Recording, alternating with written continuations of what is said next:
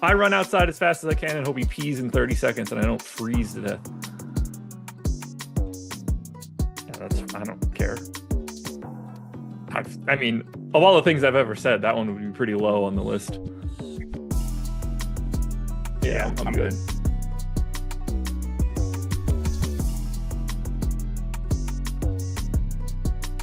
And we are live. Welcome to the NBA Deeper Dive. It is Friday, February 21st. I am Josh Engleman. I'm joined by DK. We are brought to you by the return promo. Get the Portfolio EV tool for 75% off up until Sunday. We're definitely going to touch on that throughout the show. 6-game slate on DraftKings, 9-game slate on FanDuel. It feels good to have basketball back in full. So hit that like button, subscribe to the channel. Hit the notification bell so you know when everything goes live, and follow us both on Twitter. DK, what's going on, brother?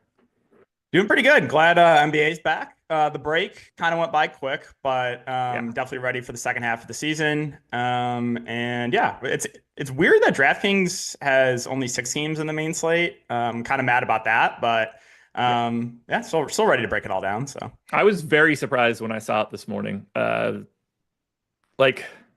I mean, I guess I get it. That hour gap is whatever. I would have had them all.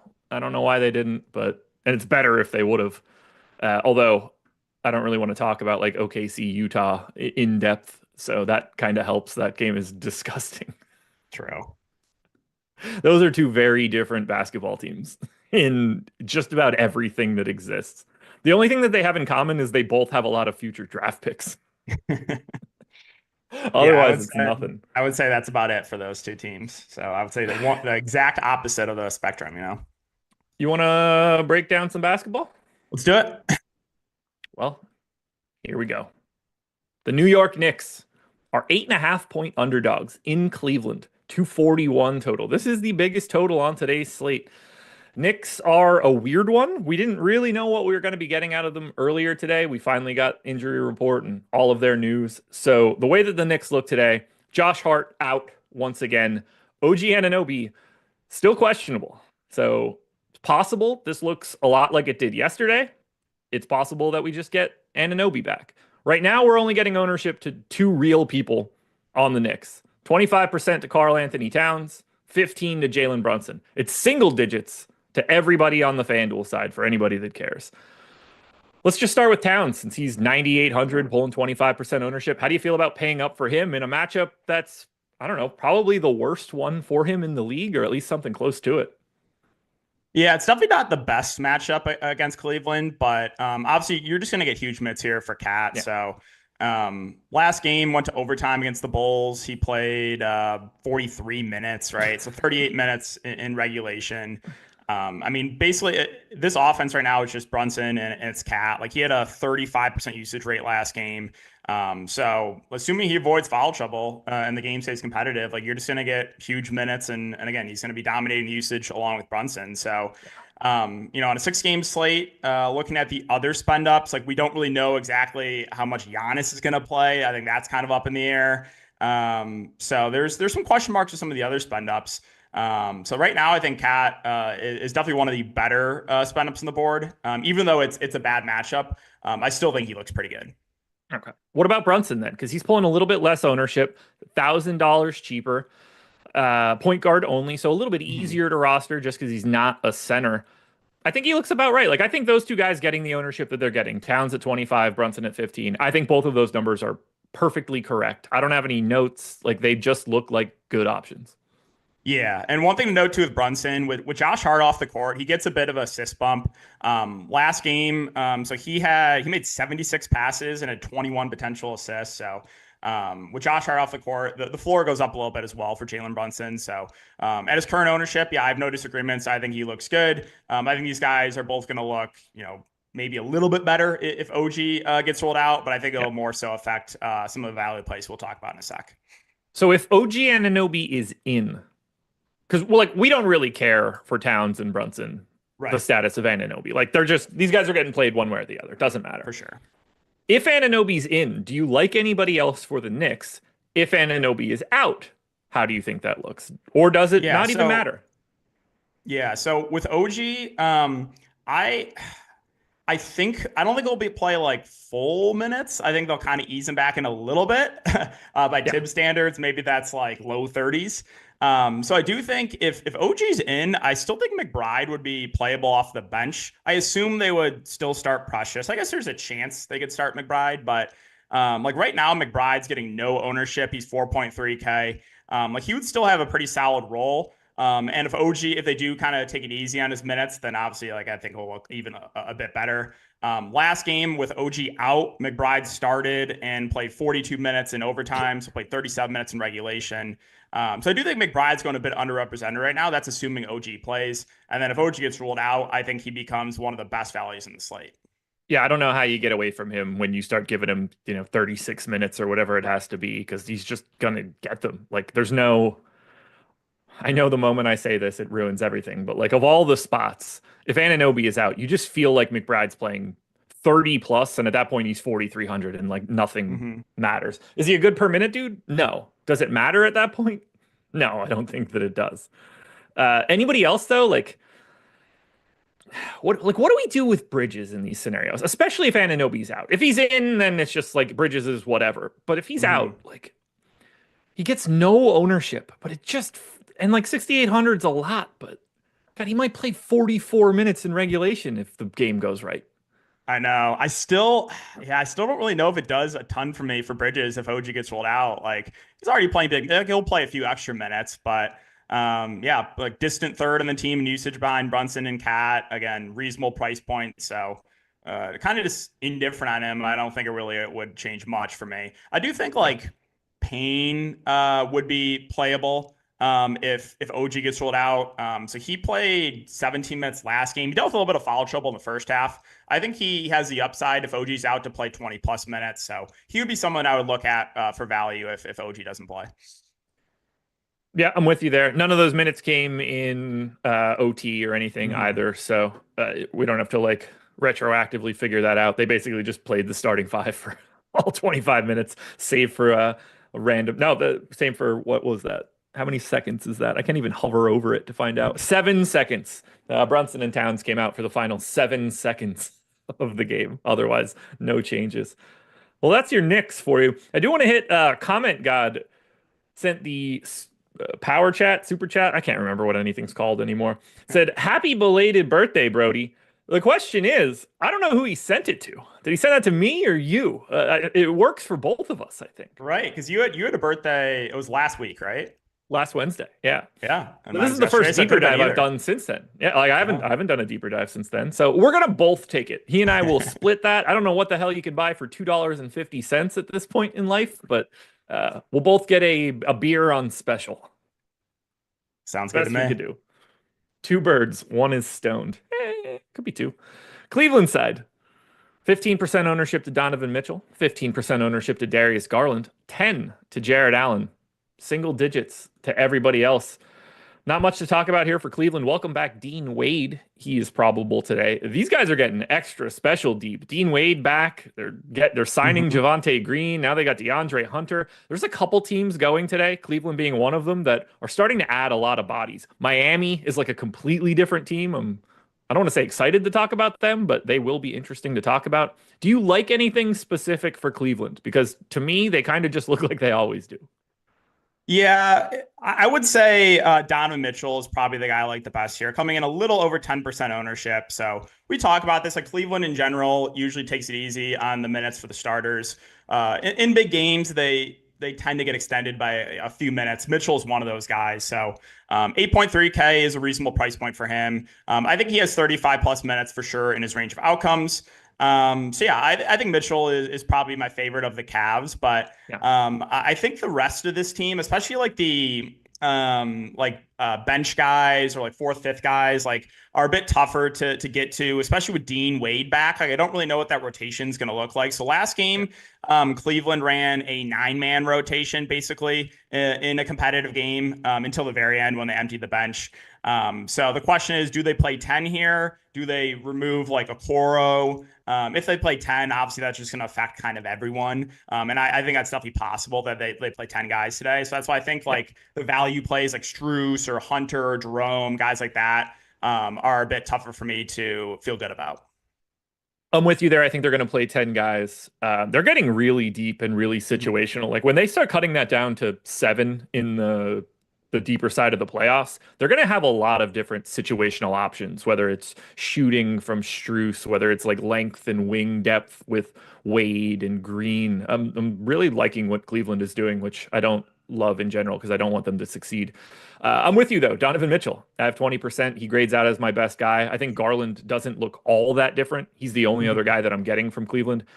This game basically is three dudes. It's Towns for me, it's Mitchell for me, and it's Garland for me. Not that I don't like Brunson. I just kind of think I like Mitchell and Garland a little bit better. Mhm. And then if Anunoby ends up out, McBride will go from in zero of my lineups to probably all of them. Right. But like Cleveland's, you definitely can't talk about anything other than the main four dudes for Cleveland. I don't know how you talk about Strus or Hunter, Jerome, Merrill, Wade, any of that stuff. And you could always roster Mobley and Allen, even if we're like underselling him here. If they're ever going to like play a couple extra minutes in a competitive matchup, this is probably the one. They don't ever do it, even though we talk about it all the time. But that's Cleveland for you, unless you got anything else to add.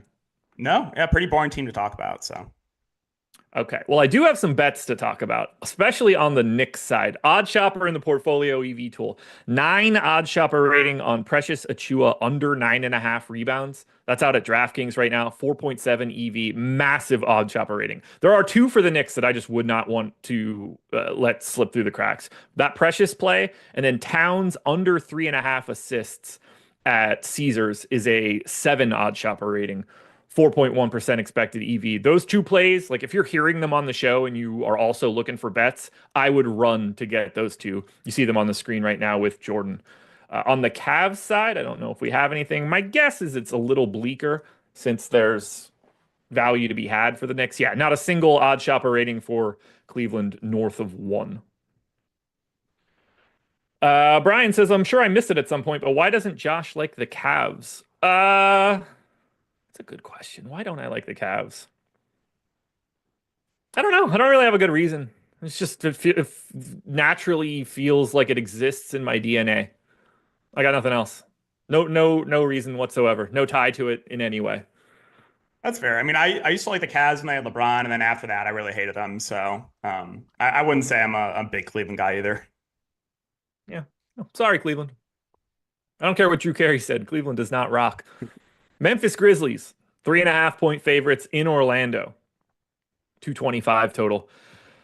This is a crazy disparity in pace. Memphis very fast. Orlando not very fast. Now for the Grizz, Vince Williams questionable, which is incredibly important information because he is also very clearly the highest owned guy for Memphis. 25% ownership to Vince Williams, a little over 10 for Santi Aldama. Nothing for any of the real people, Bain, Jackson, Morant. No ownership on FanDuel either because the pricing is just so different. If Vince Williams plays, what do you want to do with a $3,100 shooting guard small forward that might just be playing like 18 minutes and yet is chalk? It doesn't feel great right now. Assuming he plays. So Memphis ran a 10-man rotation. I was curious. I thought there was a chance that they would remove someone. They did. They booted Scottie Pippen from the rotation, but you never know. On the back-to-back, could they extend it and play 11 guys? Sure. And like, if that Yeah. happens, it kind of hurts everyone. So I don't have a ton of confidence in this Memphis rotation. And if the field's going to gravitate towards playing one of the value options right now, Vince Williams pushing 30% ownership.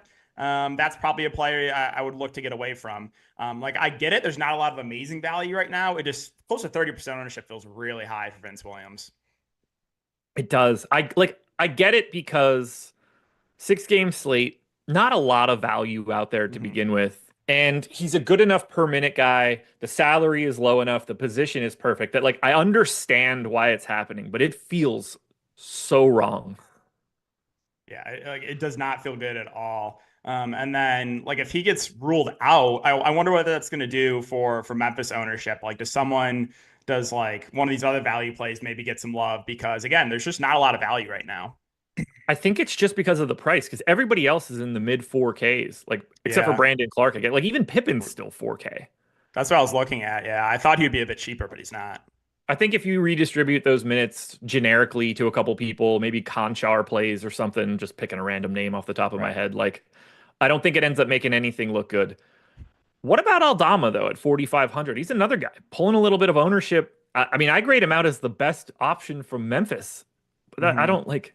He plays like 23 minutes a night.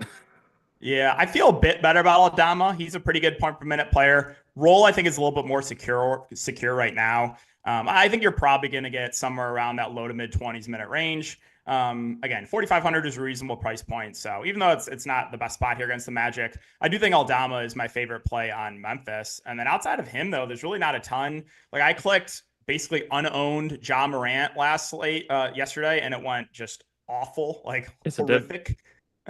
He had 3 quick fouls, and I think he had like 4 fantasy points at half. But yeah, I mean, this is just again not the best spot here against the Magic. I think they're gonna spread out the minutes. So outside of Aldama, I really don't think there's much here for Memphis. There's one thing for Memphis. Desmond Yeah. Bane, PRA under 30 and a half with a 14 odds shopper rating. That's the best play we've seen so far. 6.3% expected EV sitting out there right now on BetMGM. Don't sleep on that line because it is way worse everywhere else. If you have the ability to bet on BetMGM, go grab that Bane PRA. Will make you feel a little bit better since you probably won't be rostering all that much of him. The Orlando side. We did get a little bit of news just before we got started that John Isaac is questionable now. I don't know how much that's going to matter, but just Mhm. for reference, it's out there. We're also getting 45% ownership, close to 50, honestly, for Wendell Carter Jr., another 30 for Paolo, and 13 for Franz Wagner. I'm going to put a pin in those two guys for a second. Let's talk through this Wendell Carter Jr. Yep. ownership, 4,300, center only. For the most part, I agree with it. I understand why it's happening. The price is low. He's been bouncing into these like 28 to 30 minute games every once in a while as the guy getting the bulk of the center run. He's also live to play like 22 minutes, which is terrifying. The downside is awful. The upside is great. How do you work out Wendell Carter Jr. here? So I think he's one of the better values right now, but I do think he's going over owned. Like I don't think Wendell Carter Jr. should be 50% owned and Goga Batadze be 1%. Right. I think Carter Jr. will start again. He started yesterday. But like if Goga plays well off the bench, he could very easily get extended. Like Goga against the Spurs played 26 minutes. In that game, Wendell Carter Jr. only played 11. Now Carter Jr. was in a bit of foul trouble that game too, but like I said with Orlando, it's kind of like Franz Wagner and Paolo Banchero, the only guys I really trust for big minutes every single night, and that's about it. So yeah, like Wendell Carter Jr., I definitely like him as a value play better than I do Vince Williams, but there's still downside, as you mentioned. Like if he's struggling, they don't have to go to him. Like they can go No. to Goga, they can go to Isaac if he plays. I do think if Jonathan Isaac gets ruled out, would make me feel a little bit better about both those guys. So then I think you're just going to get the 48 minutes for sure because Yeah. Isaac can play some small ball five. So if he gets rolled out, I think you'd feel a little bit better about the two centers. But yeah, there still is downside to the Carter Jr. Like there's still if he struggles or deals with foul trouble, like he has like low, like you said, low 20s. I think is probably on the low end of what he could play, but that's definitely in the range of outcomes. His last 5 games, I'll run these in order, Okay. descending order: 32, 28, 26, 18, 11. Yep. The game that he had 11, Goga played 26. Like, if Isaac is out, it really makes me think Goga Batadze is like a fascinating GPP pivot at that point. I 100%. get why Wendell Carter Jr. is getting the love, and I'd feel a lot better about that ownership. But I do think Goga is getting slept on at that point because you're one extra early foul away from 24 or 24 or Mhm. something along those lines. And then those guys just aren't that different, especially considering Goga is a significantly better per minute fantasy player than Wendell Carter Jr. He needs a little bit less. Weird dynamic here between these two. And then we get to the other dynamic that's weird. 30+% ownership to Paolo, just shy of 15 for Franz. Am I crazy that I just want to flip-flop those dudes? Because that's what I'm doing. It's working the way that I want it to. I don't know why those guys are separated by anything. Yeah, I don't really understand why Paulo is like 3x the ownership right now of Franz. I think they're basically the same play. So if they were the same ownership, I would say like flip a coin. But like, yeah, Paulo's 3x the ownership of Franz in tournaments. I would just give me Franz all day long. So like, I don't understand why he's getting way more ownership. So those two are basically again the same play to me, point per dollar. So Yeah. yeah, in tournaments, I'm just gonna prefer the lower own option, which right now it's Franz. I have 40% of Franz and 10 of Paolo. Like basically flip-flop those two dudes on the spot. And that's exactly how I would want that to happen, the way that I look at it. We have one more wild card here for Orlando because this is a massive pace up spot for the Magic. Cole Anthony yesterday played 32 minutes after playing 22, 18, 21, and 22 in the previous 4 games. What do we do if he can do that again? Because he's 5,100 and 30 minutes of him would be amazing. I also just assume he's playing 22.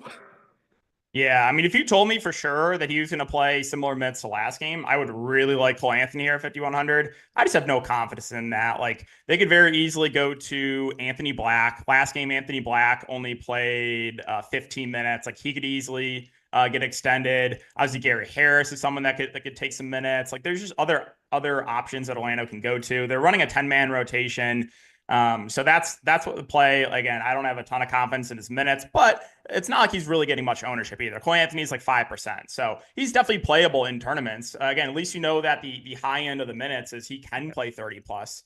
And he's not like a bad point per minute player either. So I think Cole Anthony's in play for tournaments, but again, I don't have a ton of confidence he's going to play similar minutes to last game. I don't either. Interesting flyer. I don't have anything else to add to it. I definitely don't have any interest in anything else for Orlando. Yeah, I don't think so either. I mean, Isaac, if he plays, maybe is like a dart throw as a value option at 3,600 if we don't get more value opening up. But he only played like 11 minutes last game. So yeah, I don't think there's anything else for Orlando. Alrighty. Well, schedule for the rest of the day is very easy. Live before lock, coming up next. Interesting show. No Greg tonight. You're getting Eric and Eric in the evening. EMAC and Lindquist coming up for Live Before Lock. And then Lindquist joining me on Playback tonight at 7. He and I will be breaking down all the news, watching games, doing late swaps, ownership, all that stuff. If you've never used Playback before, go to playback.tv/Stokastic. It's totally free, costs you nothing. If you have League Pass, link your account, watch the games with us. If you don't, we have 20 VIP passes we can hand out so you can watch the game with us. Worst case scenario, you just don't see the game. You see myself and Eric talking about everything the same way we're doing this show right now. So you guys can come join us, totally free, hang out, get some extra information for live after lock. Alrighty, go to game 3. This is a game that got very different for me since this morning. My assumption was that we might have Dame and that Giannis would sit. Instead, Giannis is playing, Dame is sitting. Milwaukee Bucks are 6-point favorites in Washington, 230 total. And unless you missed it yesterday, the Bucks will also be without Bobby Portis for the next 24 games. Taurean Prince also out today with an ankle sprain. This is resulting in quite a bit of ownership for the Milwaukee Bucks. 82% to a $4,200 Kevin Porter Jr., who is point guard, shooting guard eligible. Let's just get him out of the way quickly. I think he's pretty clearly the number one play today. No matter what sort of role he has, whether it's off the bench or starting, I think he's just going to look awesome. Easiest value play to click on. Yeah, I think he looks amazing at 4,200 right now, your best value. I think he starts. I know last game with Dame out, they actually went to Ryan Rollins. But in the most recent game, it was Kevin Porter Jr. as the backup, and Ryan Rollins did not play. So I think it's going to be Kevin Porter Jr. that starts. And if he does, I think he is your clear top value. Yep, I agree. Look, he's just such a good per minute guy that, like, we talked about Vince Williams being value earlier. Even in relatively light minutes for Kevin Porter Jr., he's going to look really good. So I have no problem getting there. He's in 70% of my stuff. Looks awesome. Next guy up. $6,900 Kyle Kuzma, 30% owned on DraftKings, 20 on FanDuel. Looks odd. Look, no Giannis here, no Prince. He's probably playing 35 plus. As long as this one's competitive, revenge narrative, I got 50% of Kuzma. Give me everything here.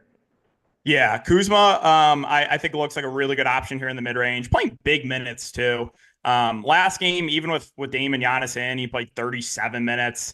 So they're just giving him a ton of run right now. Again, they're shorthanded, so he kind of needs to play minutes. He played 39 minutes against Minnesota a couple games ago. So I think you're going to get a ton of run here. It's a great spot against Washington. And if you think Giannis is going to be limited again, which I think that's pretty likely based on what we saw last game, then Kuzma looks even better.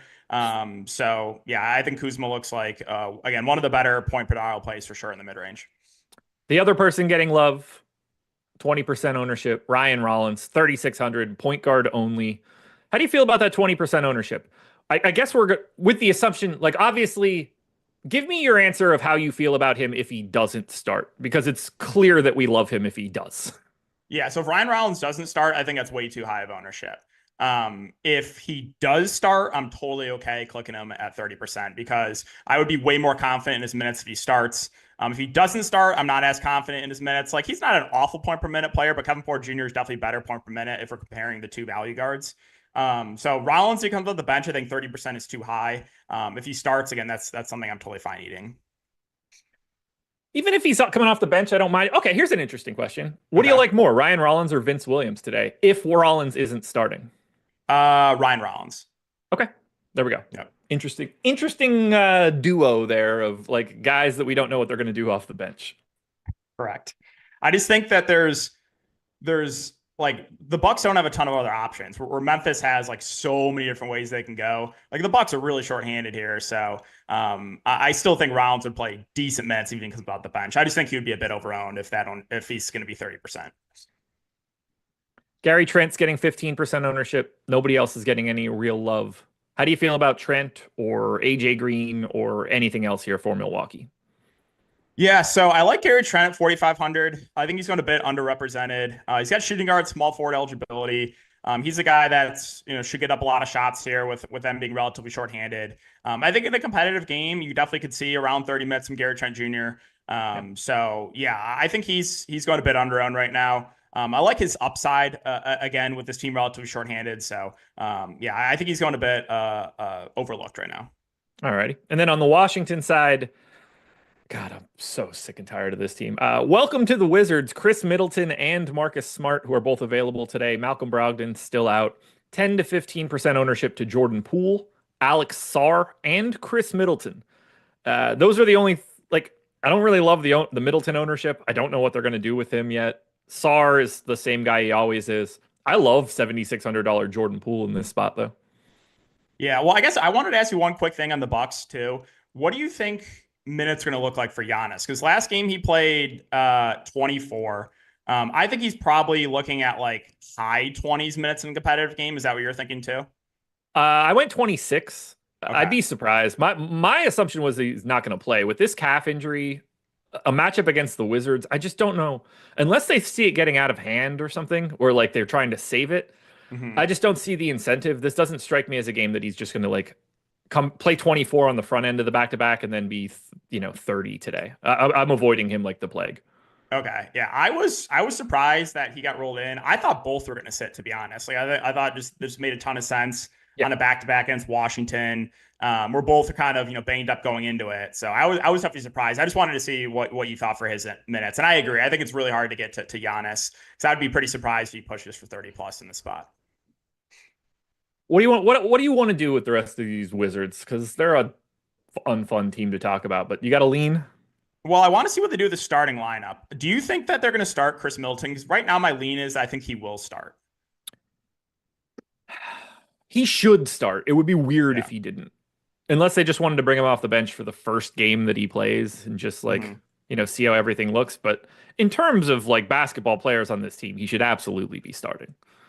Yeah. I don't have a great feel though. I don't even have a lean. I trust nothing with this team. They're not a real basketball team. For sure. I think if Middleton starts, I like him a good amount here. I think if he starts, you're probably expecting like mid 20s minutes, could be a little bit more too. 5,500. Like I think he'll be one of the higher usage players on this team, like him and Jordan Poole. So only 10% ownership. I think Chris Middleton's definitely going under-owned right now. If he comes off the bench, then I don't like him as much because I'm not as confident in the minutes. But yeah, if he starts, I think it's pretty fair to expect like mid-20s minutes for Middleton. And again, this is a much different scenario playing with Washington as opposed to with Milwaukee. Plus, you got the revenge game narrative if you guys are into that. So yeah, I think Middleton right now is going under-owned right now at only 10%. It's hard for me to talk about Chris Middleton objectively because whatever I say, he'll end up doing the exact opposite. I missed a really good Bucks play in the Portfolio EV tool earlier. 9 odd shopper rating on Brook Lopez, under 1.5 threes, plus 140 on DraftKings right now. You're going to be able to put together a pretty good portfolio of bets just by taking these massive recommendations throughout the show. So keep your ears open, everybody. You want to touch on anybody else for the Wiz? Because Jordan Poole season for me, I don't have anybody else. Yeah, I mean, we mentioned Poole. I think Alex Sarr is fine at around 10%. But I think with Middleton and Marcus Smart both available to play, it really is hard for me to get to the value like Carrington or George, guys like that, Kispert. Those are guys that I was getting to when this team was pretty shorthanded, kind of running an 8-man rotation. But now you have two vets in there. Definitely makes their minutes way more in question. Not sure we're going to have a ton to talk about in this one. Miami Heat, 2.5-point favorites in Toronto, 219 total. Nikola Jovic got added to the injury report earlier today, questionable with a stomach illness. Otherwise, they're just sort of the team they are now.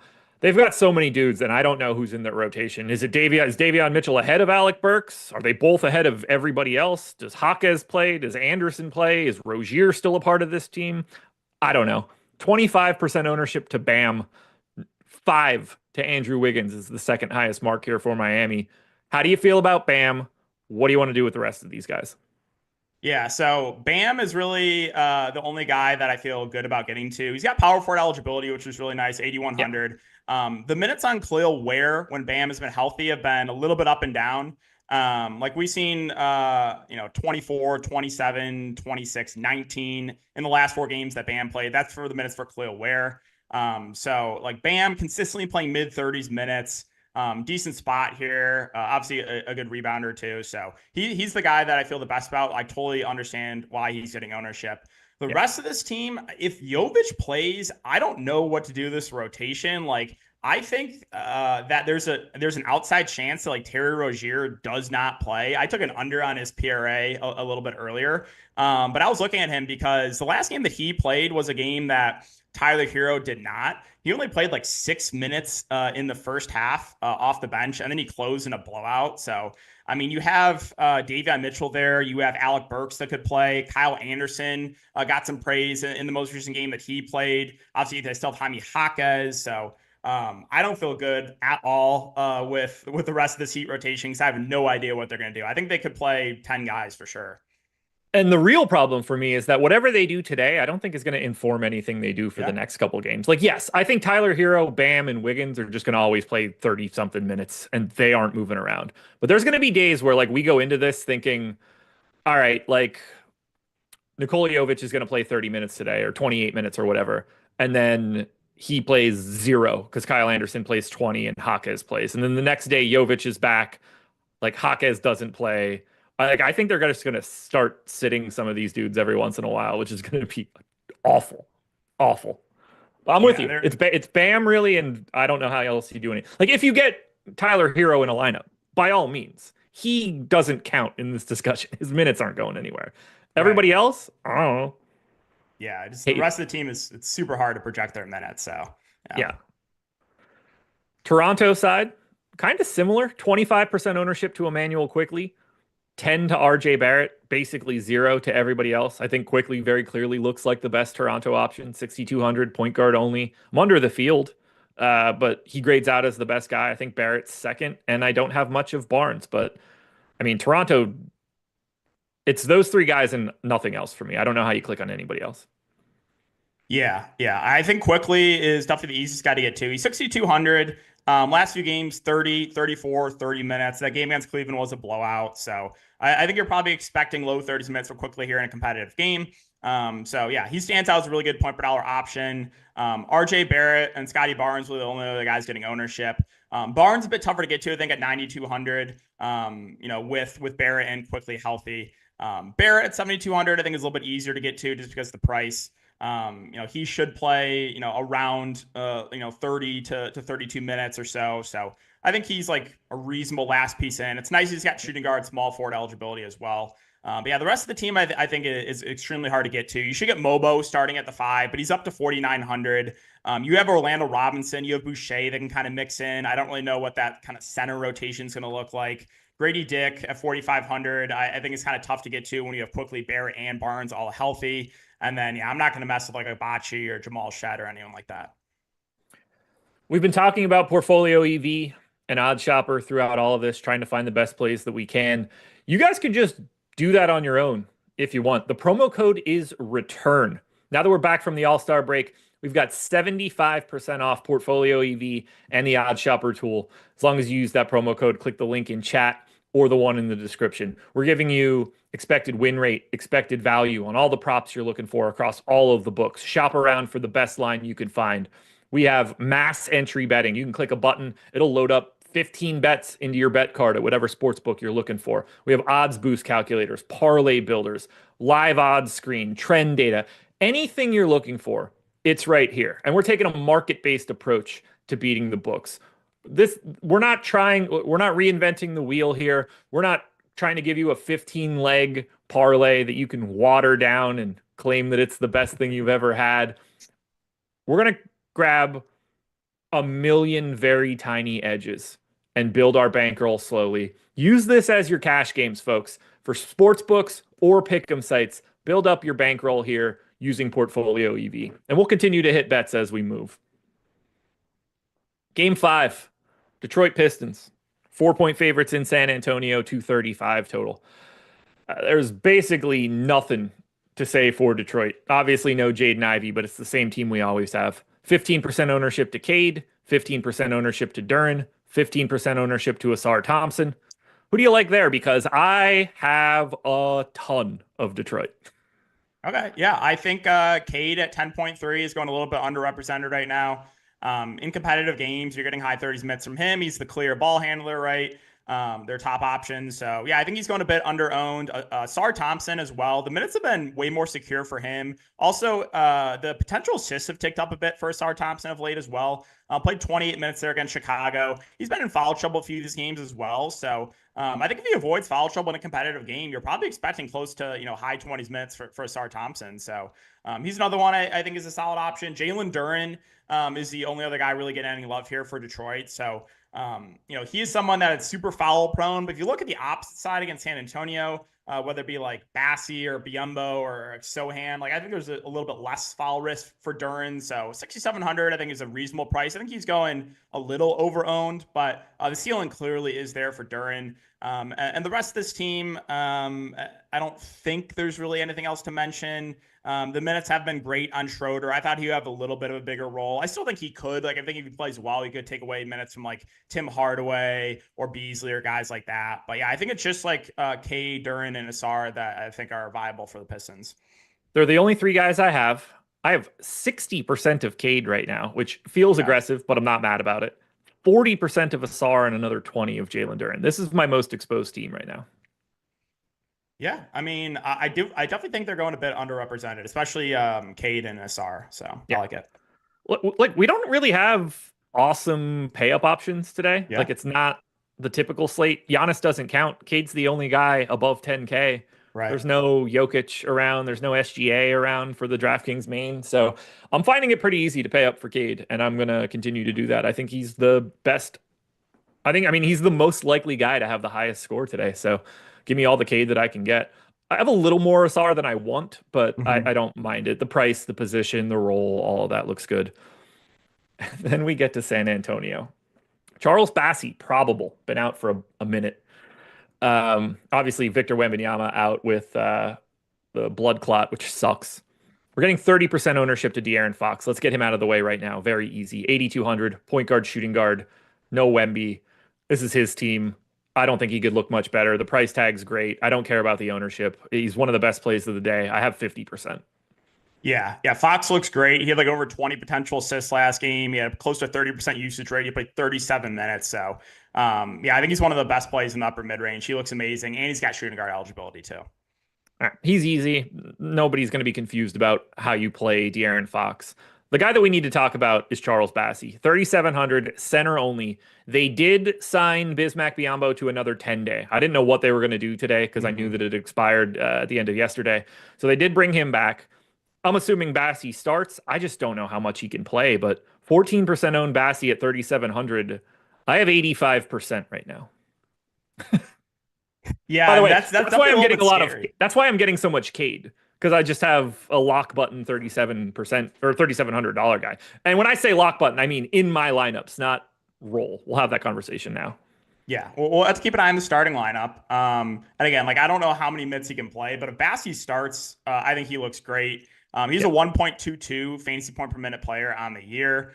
He's only 3,700. So right now he's not getting a ton of ownership, but yeah, if he starts, I think he looks amazing. What are you going to do with Bassi if he does not start?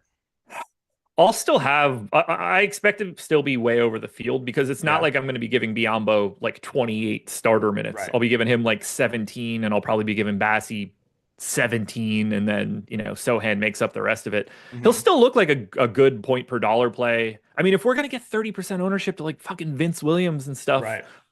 like as long as Charles Bassi can play today, he's a better play than those dudes. Yeah, I agree. I agree. Who do you like more, Ryan Rollins or Bassi if they're both off the bench? Bassi. Okay. Yeah, like 14% owned. I'm gonna be way over that. I almost hope that he doesn't start. Although, 8:30 tip off here on this short slate, like people aren't gonna get to him. Yeah, if he Yeah, it'll be interesting to see what happens, what the ownership is on him if we get the news late, like the Yeah. starting lineup. Because this is the late game on the main slate. Yeah. The other games lock like an hour before. Yeah, so we probably won't get that news until the first four games lock. Yeah. And by the way, Bassi's coming back from a sprained MCL. If this were like an upper body injury, I'd feel a lot better about his minutes. Hmm. Because he's coming back from a knee injury, they might try to, take it easy with him a little bit. So we'll see.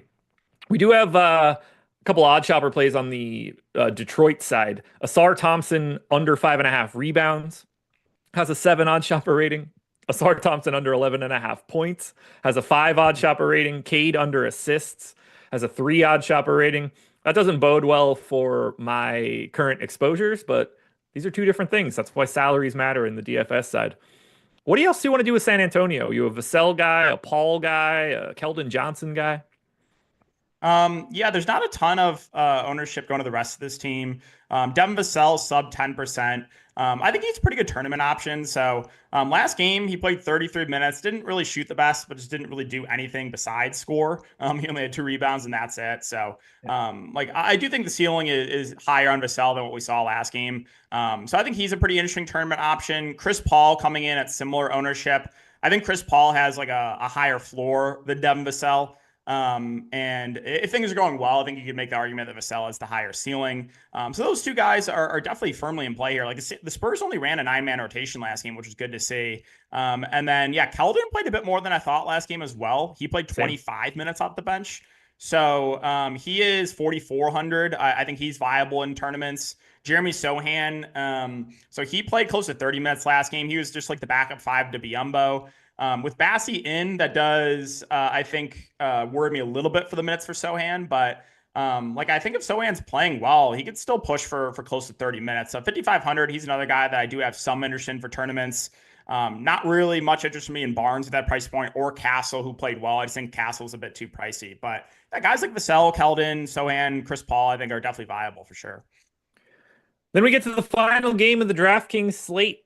New Orleans Pelicans, 5.5 point underdogs in Dallas, 237 total. God, these two teams. 25% ownership coming into $8,500 Zion Williamson, 10 to Jose Alvarado, and basically none to the rest of the Pelicans. The only guy that I have for New Orleans right now is Zion. I'd be okay with a little bit of Alvarado. I think he's fine. Mm-hmm. Trey Murphy works as a pay up to be contrarian option because he's just going to play a shit ton of minutes, but it's kind of just Zion for me. Yeah, I like Zion a good amount, 8,500 minutes. You're probably expecting again like around 28 or so. That's usually what we see from Zion in a competitive game. He's gone for 50 plus fantasy points in 2 of the last 3 games. Potential assists are solid on Zion. It's actually Trey Murphy and Zion leading the team potential assists over the last 5 games. So yeah, $8,500 Zion I think stands out as a pretty good option. $8,400 Trey Murphy's getting no ownership. Murphy's going to play a lot more. I still prefer Zion though, even though Murphy's going to play more and Zion's getting more ownership. I did want to mention though, Olynyk, again, he's available to play. We know Kelly Olynyk's a good point per minute player. He's got no ownership right now. I'm okay in large field tournaments taking a shot on him. Just because if he plays a bit more than we're expecting, like I said, he's a good point per minute player. So at basically no ownership, I do think he is viable as a tournament play. Yeah, I'm intrigued by him. I didn't know what to do. I have no idea. He might not even Yeah. play. They might send him home. Like there's it's Kelly. Like, what does Kelly Olynyk want to do playing for the Pelicans for the next 2 months? Right. So that'll be interesting. But like, if he plays, he could be a problem at 4,100. I'm with you there. God, this Dallas team, man, they got jinxed immediately. It's crazy. AD out, Gafford out, Lively out, Martin out, Powell doubtful, PJ Washington questionable, which really does matter. Mhm. 30% ownership to Max Christie, 20 to PJ Washington, 10 to Kyrie, 10 to Clay. Let's get PJ Washington out of the way here. 7,200, but he's missed like 7 out of the last 8 games. How many minutes do you think he can play? He obviously needs to be their pseudo center for a lot of it now, which we've seen him be Mhm. very bad at in Charlotte. Power forward center, 7,200. How do you handle him?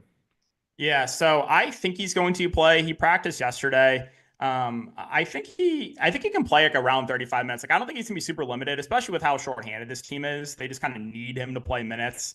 It's an ankle injury, so it's not like a knee or anything. So yeah, I think PJ, assuming he plays, probably goes out there and plays over 30 minutes. Possibility to play, 35-ish or so. So 7,200, I think he stands out as a really good option here. Like the rebounding rates with Lively and Gafford off the court are great for PJ Washington. Yeah. So he's going to have to play a lot at the 5. He's got the power forward eligibility as well. So I think he's my favorite play on Dallas for sure. Okay. Assuming he's in. And again, I do think he is going to play based on the report that I saw. I only gave him 32 minutes, so I'm kind of down on him for tonight. Okay. I'm a little nervous about him just Yeah. diving back into all the playing time. I can obviously see the path. Like offensively, he's going to be way better at the 5 than he is at any other. Not like the way they want to play him at the 3 when they're healthy. At the Right. 5, offensively, he's going to be exceptional. And that is interesting to me. I'm just nervous about the minutes coming back. Pelicans defense or offense, by the way, is going to look really good when PJ Washington's the center. What do you want to do with Irving, Christie, and Clay? Yeah, I think Christie stands out as a really good option here in the mid range. Yeah. 5,400 shooting guard, small forward eligibility. He's playing huge minutes right now for this team. He's playing extremely well too. Back to back games, he played 39 minutes. I don't think you expect him to play 39 minutes, but really good to see he's played that back to back games.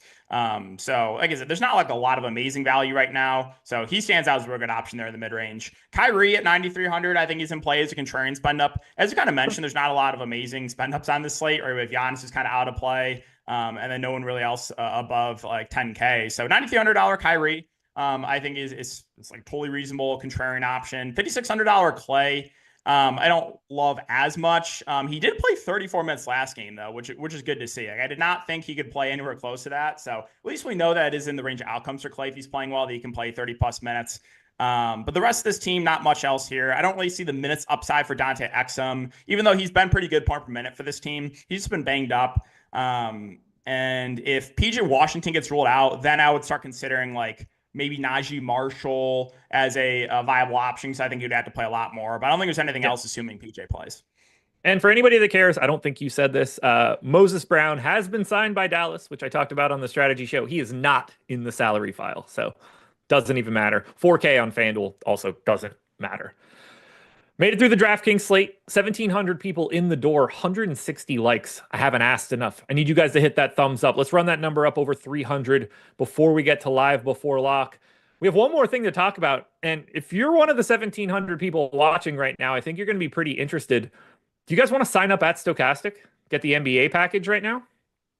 Seems like a pretty good idea, right? Welcome back is the promo code $1 until February 28th.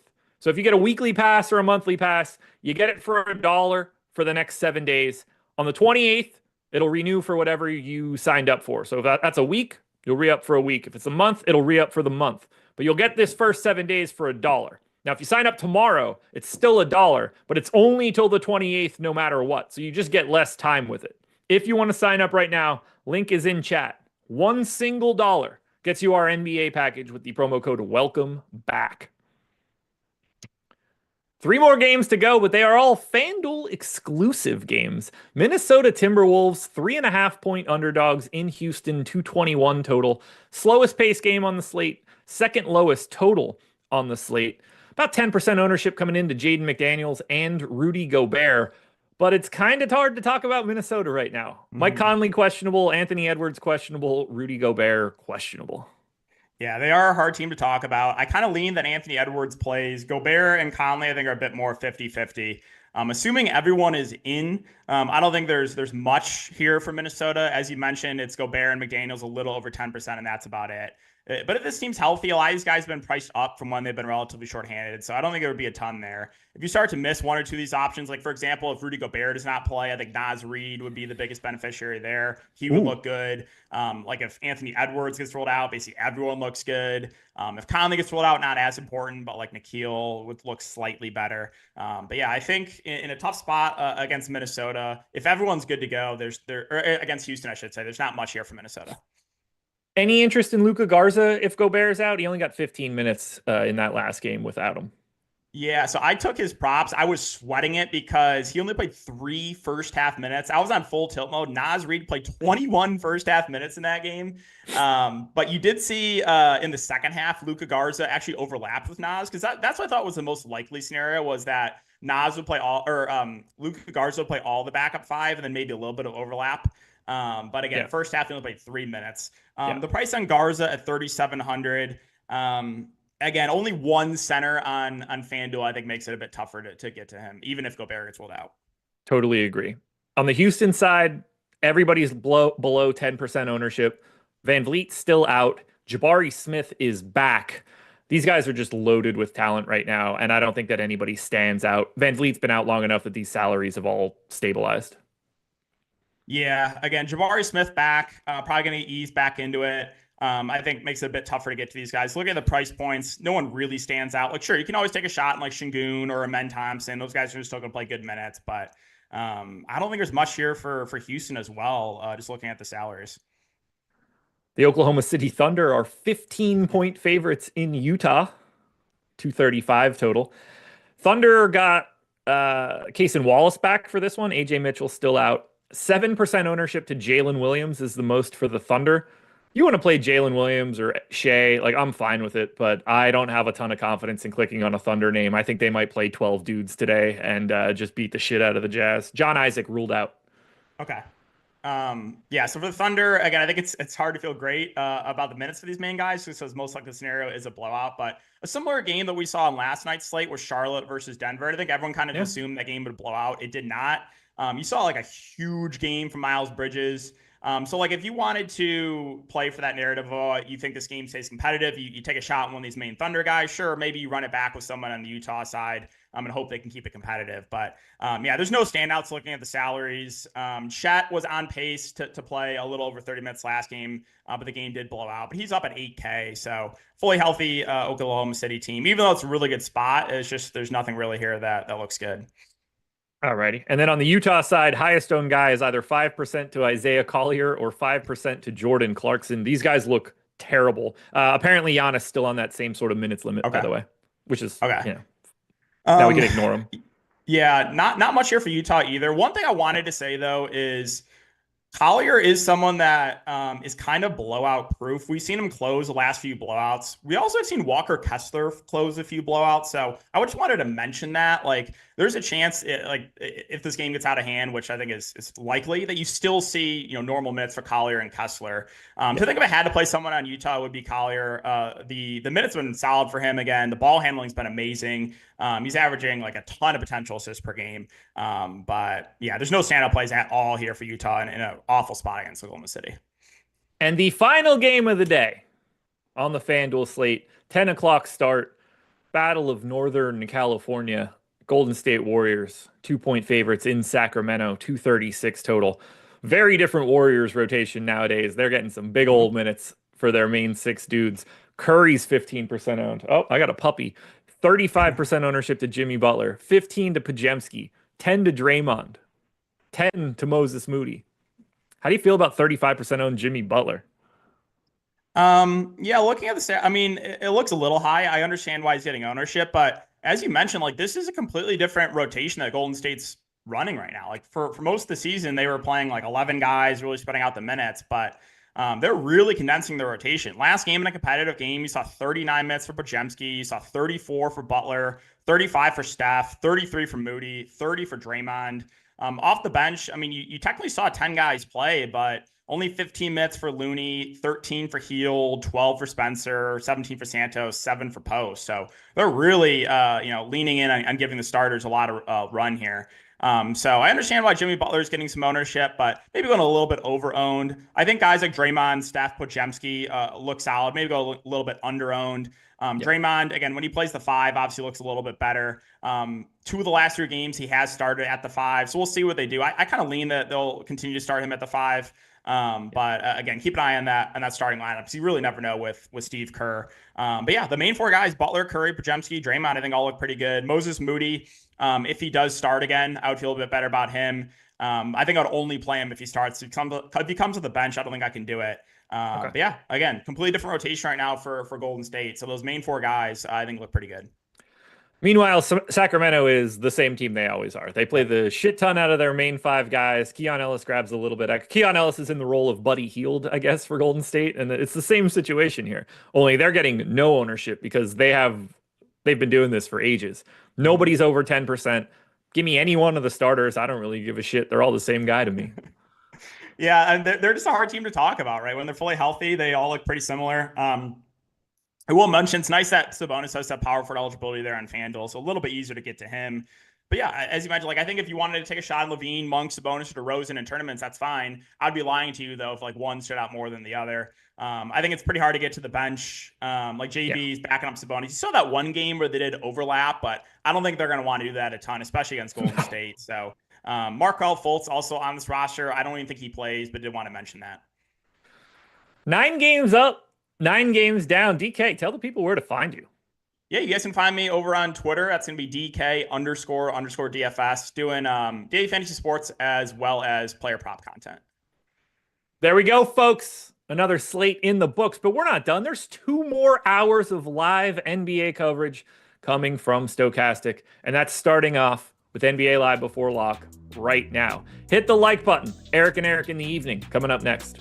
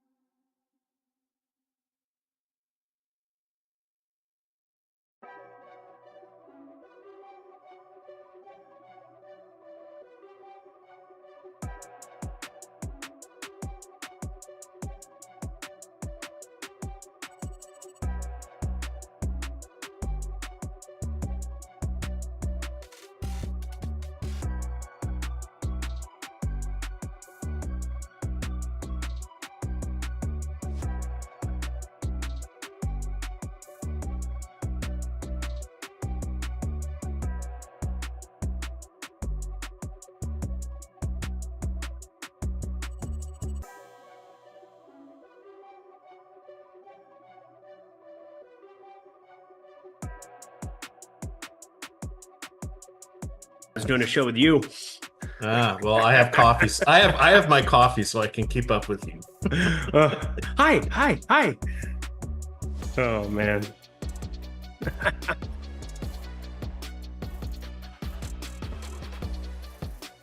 All right, Stokastic, here we go. It's your old pal EMAC coming to you on a Friday. Get a call up to the big show here because Greg got in trouble with HR last night for picking on Eric Lindquist. So I am here in his stead. Lindy, it's been a hot minute since I've seen you. How are you doing, good sir?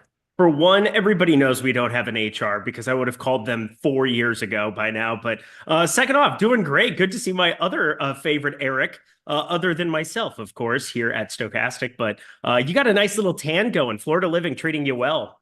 It has been nice down here. Aside from the hurricanes, it's been a nice move. I am my wife, one of her best friends is in town, so they're up at the beach place. So I'm down at the cottage with my mom's down here with us. So we have two bedroom places. Everybody's like, "Oh, how many places do you have?" No, two small places. But hey, it's not Virginia, which was 15 degrees earlier this week. So I'm glad to be here. It was a chilly 41 this morning. I think the lowest of the last 4 months. But no need to rub that in on anybody. Can we unmute in playback? He said playback. 41. He hasn't been 41 for 30 years. Look at that. Unmuted. Hello, everybody in playback. How art thou? I think that works. Playback. Thou art well. I think we're good. All right. Well, let's have a little fun here because we have 56 minutes until lock. We have two extremely different slates here.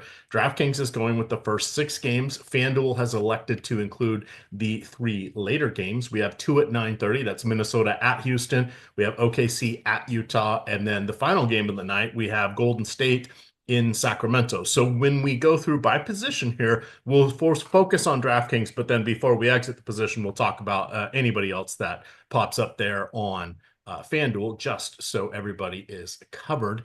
We had a little bit of news coming in today. Giannis Antetokounmpo is going to play. There was thoughts that he was going to rest since the Bucks did play last night. They ended up with a gift victory, beating who was it, the Clippers. Yeah, nothing like getting 4.5 points of CLV on that one and getting completely punished for no reason whatsoever. That was really fun.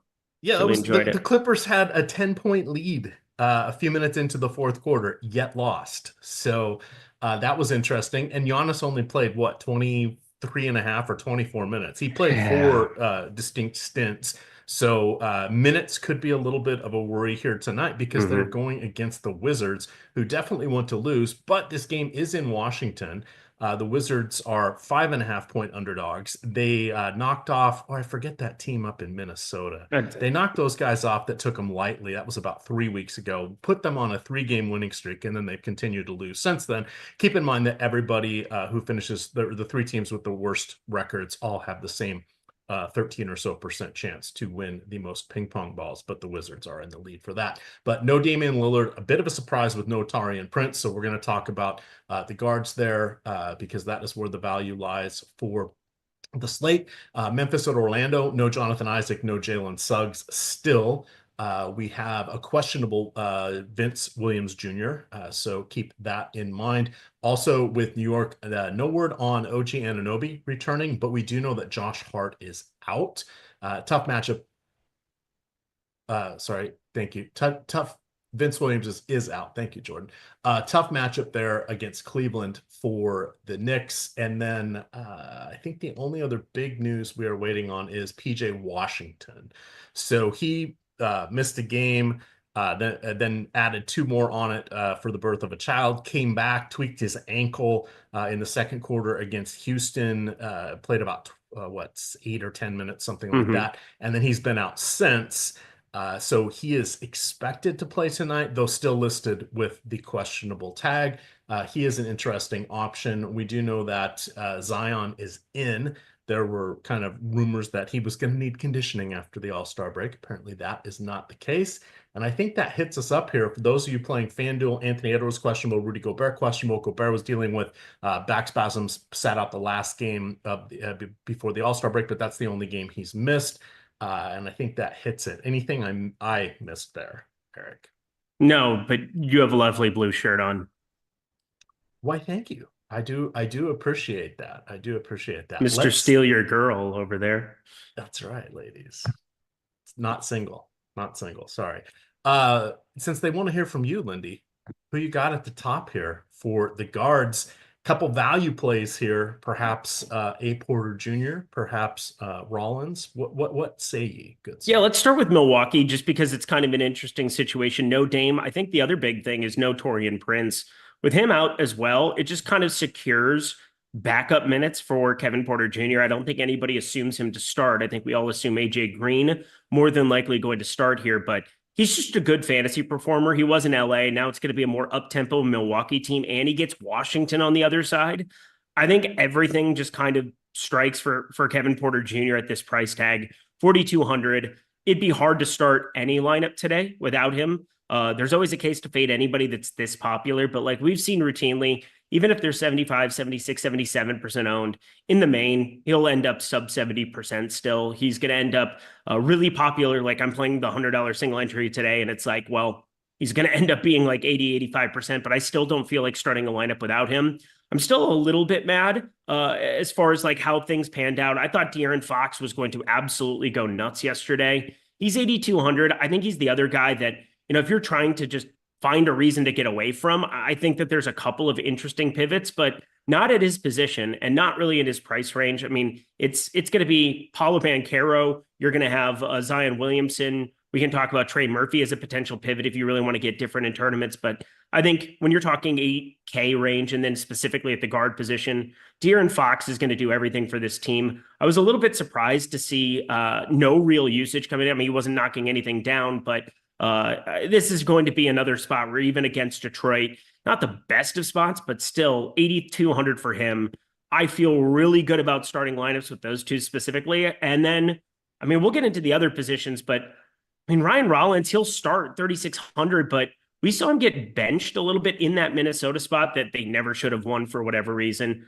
3,600 for him. If he's playing 26 minutes, he didn't knock anything down. He can be serviceable there, but I think he's appropriately owned, and we saw some people start to jump on him there now that we know that he's going to end up being the guy starting. He's probably the one I'm inclined out of the popular bunch to get away from and just kind of eat the Kevin Porter Jr. chalk because of his fantasy point per minute rate and then go to De'Aaron Fox. But I've got tournament plays to get away from, them in every single lineup. But in my single entry, there's just no way I'm getting away from them. That makes sense. I see Gary Trent popping up there on FanDuel. He is 25%. He does have small forward eligibility, which is putting him into play there. Less enthralling on DraftKings, even with 3 less games in the player pool. He's about 15%. So I agree with your assessment there in looking at Kevin Porter Jr. De'Aaron Fox was a little bit disappointing. I know in chat yesterday, some people were saying that he just isn't performing at the same rates with San Antonio as he was in Sacramento. Still a small sample size, getting used to a whole different set of players. Plus, he's not the main point guard. I know a lot of things went through Sabonis, but learning kind of a whole new offense, and then Chris Paul is there, right? So that kind of probably slows things down. But I like him to see, what do you think? Close to 20 field goal attempts most of the way down the stretch here, right? They're going to need his scoring. Yeah, they're going to need his scoring, and you got to keep in mind you had Victor Wembanyama in that sample size. Like, we're talking about one of the best fantasy performers, somebody who stat stuffs in every category. Rebounds, obviously usage, a huge part of that too. I am surprised that he and Chris Paul have shared the floor as much. I mean, Chris Paul, throughout his career, whether it was OKC playing alongside Dennis Schroeder and SGA simultaneously, whether it's the Clippers with a number of different guards that they had rotated in, they tried to combine him with a lot of shooters like JJ Redick on the wings. But Chris Paul, no matter how a team is constructed, he finds ways of being effective with them. I think that's, obviously a worry, but the potential assists have been higher on the De'Aaron Fox side alongside Chris Paul as well. So I'm not as concerned that he's somehow diminishing his returns. San Antonio also is the team that assists the most field goals in the entire league. So it's a little bit of a role shift for De'Aaron Fox. He's figuring it out. We did see him get up over 37 minutes. He just, again, did knock down a lot of shots, didn't shoot as much as what I was even hoping in terms of usage in that first game out. But as things go along, I guarantee you, He'll get more comfortable. He's going to take more shots. And Devin Vassell took more of a backseat in that game. And I think that might be more of what we see going forward as well. Keldon Johnson is probably going to end up getting more usage off the bench, probably walk into more minutes, 25 minutes for him there against Phoenix last time out. He had been in the mid to high teens. So there's going to be scoring that they try to find in other places throughout this roster, but the minutes are so guaranteed for De'Aaron Fox in pretty much all these competitive spots. Sure, Detroit is going to be the rested of the two teams, but at his price point, I still think De'Aaron Fox 8,200 with the whole team to himself, it's hard to get away from. All right, chat. Sorry, I'm going to fix my sound here. When I went into playback, I had a little issue, so we'll get that squared away. Any pop quiz for you, Eric, while I finish this up. When was Dante Exum drafted? When was Dante Exum drafted? A long time ago in a galaxy far away. Dante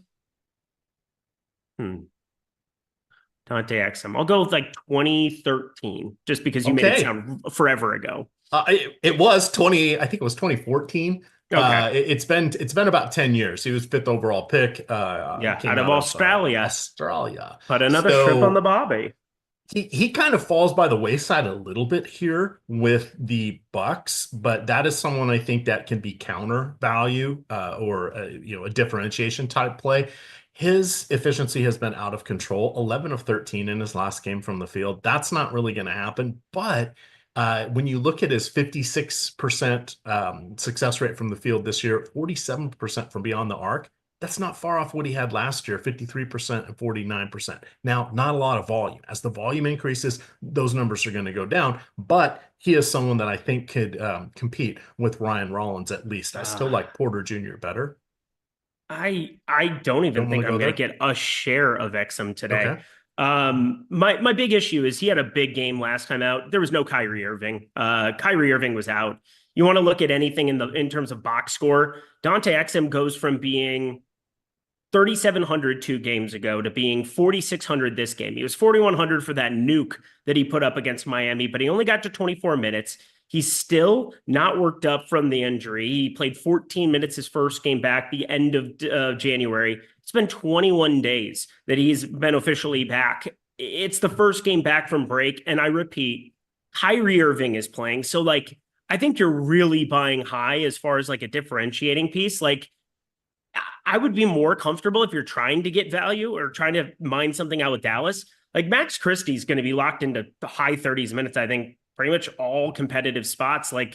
It feels like Max Christie would be the guy who you're at least walking into potential of those high 30s minutes, I guess. Dante Exum at 4,600. What's the minute ceiling? I can't possibly see him playing 28 ever. Fair enough. Just trying to leave no stone unturned. Totally. I love that. But I love when we talk through a play, but you're talking about his shooting being unsustainable. I agree. He's now at a higher price point. I agree. And then Kyrie Irving's there. I agree with that too. It's so difficult. And then you add PJ Washington back into the mix. That's at least more usage that's going to get stripped away from Dante Exum. So maybe he goes out. He goes 11 for 13 from the field again, knocks down both threes. Definitely just ridiculous shooting to start off. What is he? 8 for 17 so far to start off the season from 3. I think we have enough of sample size on Dante Exum to know he's not going to be a 47% three-point shooter. All right. Let's Kyrie Irving. That was the secret word there, or the secret player. Not so secret, about 25% popularity on DraftKings, 14% on FanDuel. He is $100 more today on DraftKings than he is FanDuel. So has that higher salary kind of knocking him back just a tick, there on DraftKings. But in his last 5 games, he has averaged 41.4 minutes, 20.6 field goal attempts. That is some serious mileage. We know he is getting strategic rest. We know he's been dealing with that shoulder issue. So expect him to be a full go tonight. In the last 17 games, so basically since Doncic was hurt right around Christmas, Kyrie, he had his own stretch where he missed a few games. He's had 3 different strategic rest moments, but otherwise he has averaged 38.6 minutes in those games. He averages 1.2 fantasy points per minute without Doncic. So he is someone that, now that we're getting a little bit of guard value, I expect him to lose a little bit of popularity. That probably shifts over salary cap wise towards Giannis Antetokounmpo. So that is someone that you don't want to lose sight of. And then the other guy, circling back, you did mention that your boy is Trey Murphy the third. He has put up some serious numbers. In his last 21 games, 38 minutes per game, or just shy of that, 25 points, almost 6 rebounds, almost 5 assists, and 2 stocks. That is eerily similar to the season-long production of Jalen Williams, who did make an all-star. So arguably he is producing at an all-star level. Do you like these guys? And is there any other guard that we did not touch on? Any other guard to touch on? I mean, the Trey Murphy thing is always interesting to me. He's sub 5%. And for me, the thing with Trey Murphy is he hasn't even shot the ball that well recently. You go through his box score and he's 2 for his last 15 from 3. He's one of the better 3-point shooters in the NBA. He's only at 37.6% for the season. But I mean, again, that is slashed by his last 2 games, going 2 for 15. He's adding so much in the assist and rebound column in a way that it's kind of a role change for him. I didn't love when they had Makovich in that starting lineup there at times, but now I think we can get away from that with CJ McCollum out there, never going to have a rebound rate. Alvarado, never going to have a rebound rate. I think it's definitely a plus for Trey Murphy in terms of what else he's providing you in the box score to get there. And then Zion is so popular, and I totally get it. Zion should be at 8,500. I think those minutes still have room to get up there. He hasn't played 30 minutes in a game yet. It's coming sooner rather than later. Maybe they just had the eternal minutes cap on him, the same way that they're doing it in Brooklyn with D'Angelo Russell or something. But I mean, Zion Williamson is a ridiculous fantasy producer, but you're getting more minutes, I think, to Trey Murphy just as like a differentiating piece for 100 less. I think you do well to play some lineups where you're looking at it, they're very, very chalky with Zion, and then you just simply get to a Trey Murphy and hope that, a 1v1 works out for you. Again, Zion should be the better projected. He is better projected, but that ownership is really coming along for the ride there against Dallas. And I think Trey Murphy's just an interesting guy who they're just going to, no matter what, they're 13 and infinity. They're a terrible basketball team this year, but they're just playing him eternal amount of minutes and developing Trey Murphy. He got paid. Why not use him? Trey Murphy the third, definitely somebody that I'm interested in for tournaments. Yeah, he is one of the last guys, but I also have one more teammate I want to call out there. Jose Alvarado. Okay. Some would call him Grand Theft Alvarado. Been collecting the steals. Last 2 games, high water marks. Absolutely. 18 points, 4 rebounds, 8.5 assists, and 3 combined blocks and steals. 5 of those were steals. 1 was a block. But he is someone that is also interesting here because he's getting a lot of minutes with, obviously, Brandon Ingram has been out. He is now in Toronto, so he's completely out of the picture, but so is DeJounte Murray. So Alvarado, he is someone that does pick up injuries himself. Usually they're of the odd type, less injury prone and more, not exactly a big guy, but he is attacking everything in the passing lane. So it's a lot of sprains and jams and bumps and bruises, but he is someone that I like here as well. How many games has Zion played this season? Not that many. It's like, I could look it up in 2 seconds. I think it's like 17, 18 games. It's not 20 yet. Tonight will be 19. Yeah, okay. You're just nailing the pop quizzes here. I'm literally guessing. I'm just guessing. I mean, both of those were just guesses from thin air. All right. Well, is producer Jordan back? Because we're gonna have some fun here. All right. So we got a couple good deals out here. So let's hit one of these because we have, as you can see, DFS, and we're welcoming everybody back here. We've got the odds shopper as well. So we have some options, but let's talk the DFS. What we've got here is the promo code welcome back. You get any NBA package for $1 through the 28th, and then it's going to renew at whatever the normal rate would be. But we're giving you a week to enjoy, to have fun. We know we're down to no NFL. We lose a few people after the All-Star break. We want to make sure we keep you all engaged here. So for those of you in chat that are wishing you had signed up under one of the better deals, here's a chance to jump back in. So check that out. That is the promo code welcome back, $1 for any of the NBA DFS packages. Okay, we have I think we got all of the guards here. Let me just I will scan. repeat, it's a $1 welcome back deal. It's $1. And KJ, the ads are the worst. The ads are, I mean, it was like 1 minute EMAC talk. And EMAC can go for 10 minutes if we wanted him to. But that was like a 1 minute read. It's an unbelievable $1 deal. And it's a free show where we are going to break down DFS for the next 37 minutes, followed by a playback show. What do you want from us? Are you not entertained? I guess. I mean, I feel inspired. I feel like I got to show my chops of how I can do some ad reads here. But Please I am don't. going to talk a little FanDuel because we've got those 3 other games. So I'm going to just throw out a few players that are on that slate that we didn't really cover here. Steph Curry, Brandon Podziemski. Those are the 2 main ones that are popping up. Do you have thoughts of them going against Sacramento tonight?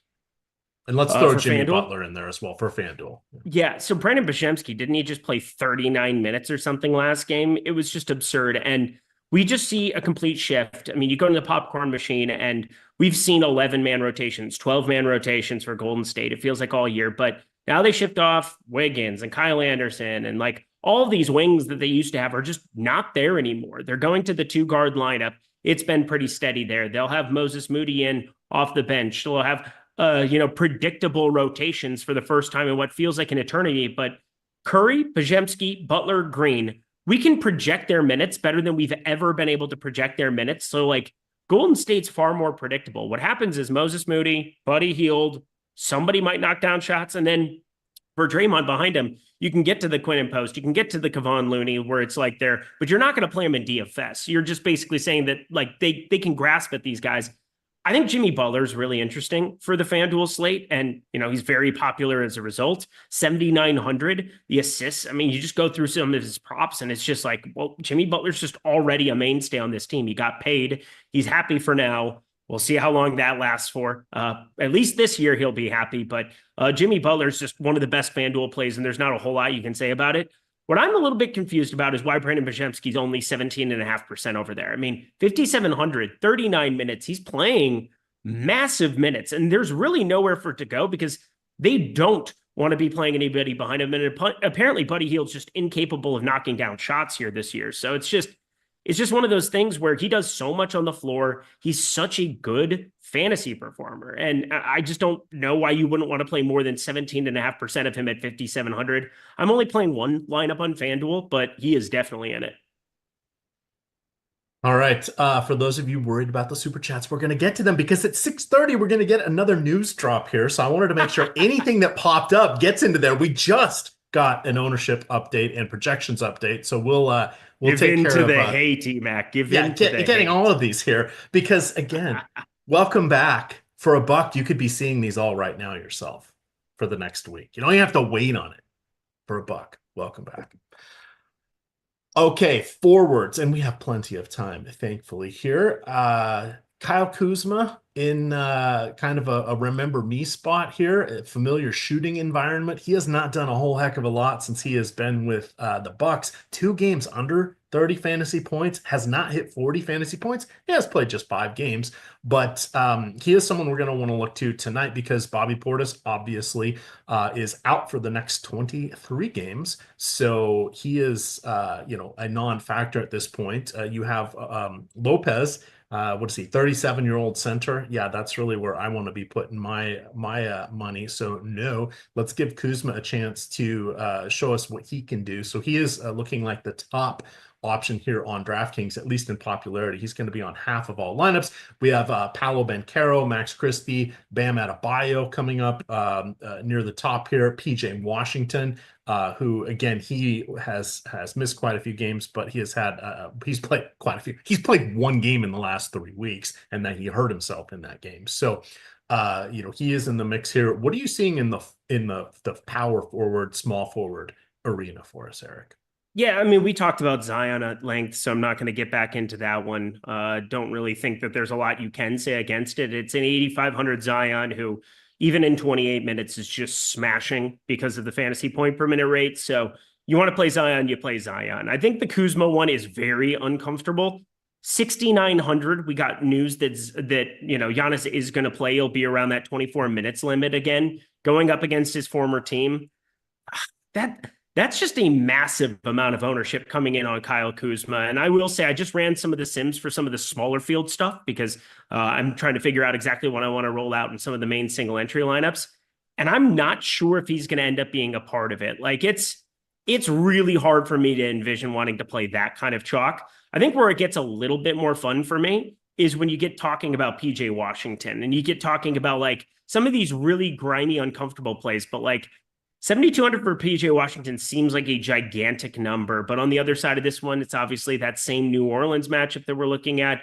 It's obviously another great opportunity for him to just accumulate rebounds. His double-double equity is just ridiculous. He's like minus 140 to go over 8.5 rebounds because there's just nobody behind him there. He's not going to share the floor with Gafford or Lively or Anthony Davis. You know, none of those guys are there right now. And so it's been PJ Washington, even alongside Gafford. He had so many rebound chances going towards the end before Gafford got hurt. And I think PJ Washington, if he ends up playing, I can't imagine he's going to be 20% in small field. And so I think that that's like a really good lineup differentiator in large field as well.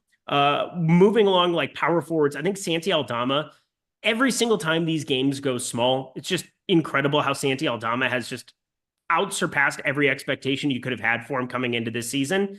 And I don't think Vince Williams Jr. is like a gigantic deal, but that's 20 minutes from yesterday that's gone. I think it shores it up at least a little bit that we're going to see, 25, 26 minutes of Santi Aldama. It's not a great matchup going up against Orlando. Memphis has to artificially boost the pace in it, but still over a 220 total. And looking at some of these other game environments, there's nothing crazy to be looking at outside of Milwaukee, Washington, which, I think we'll talk about at length as we get closer to it. So I think there's at least a case to be made for maybe getting to a little bit of him because they don't want to play Edie for all these massive minutes. And with Wendell Carter on the other side of it, I do see this potentially being like Jaren Jackson Jr., Santi Aldama playing some small ball lineups.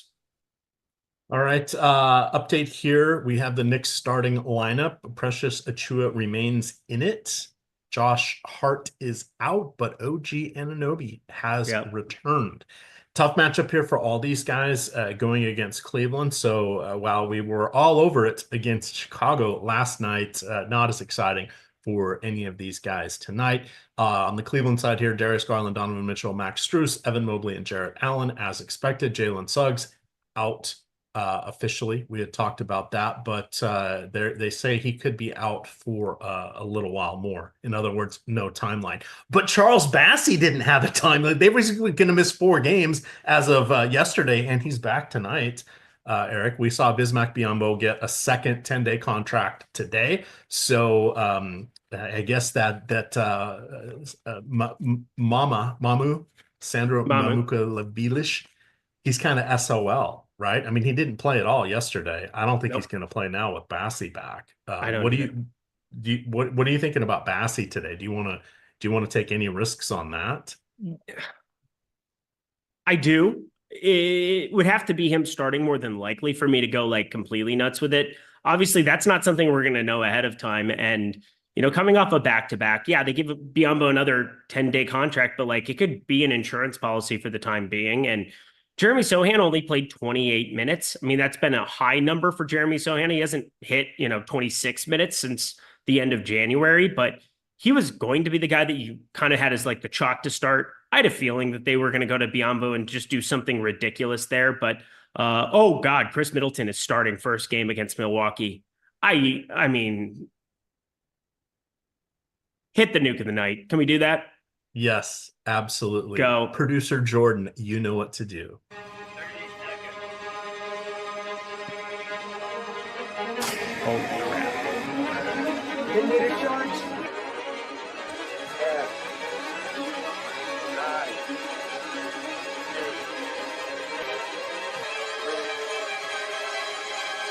7,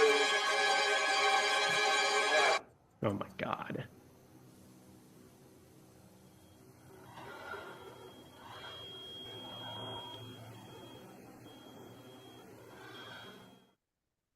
All right, Mr. Lindquist. With that, thank you for understanding fishing and all things. You're welcome. World ending here. We got some news that could be world ending. What is your nuke? of the night. Yeah, this is really disgusting. I was going to potentially utilize this guy even off the bench as somebody who's a nuke of the night caliber, but Chris Middleton starting. He's 5,500. He played 27, 26 minutes in 2 of his most recent games. I think a lot of the reasons that they hadn't done anything with him, it was just like making sure that like, wait, you're actually going to be on our team. You're like, oh, okay, that sounds great. And he had some ankle issues like way back when I remember the trade going down, but I don't think that was really a real crazy thing. It was bilateral ankle injury management. Wanted to remember exactly what I remember reading at the deadline. But with this news, you can't put Chris Middleton in for less than 24 minutes. Like, he's going up against Milwaukee here, even if it's just like brief stints. They want to monitor his minutes. There's still a ridiculous upside because, yeah, he's going to have to share the floor with Jordan Poole, which sucks, but like, he's not sharing a floor with Lillard or Giannis. He's going to have so much fantasy upside relative to what he's had in other iterations of Milwaukee alongside those 2 fantasy Goliaths. I just don't see how you don't project him in terms of a fantasy point per minute rate of like, I mean, what are we? I'm actually nervous about how much I'm going to get to him here in a second, but like, he's definitely got to be the nuke of the night because I'm sure people will still be uncomfortable clicking on him.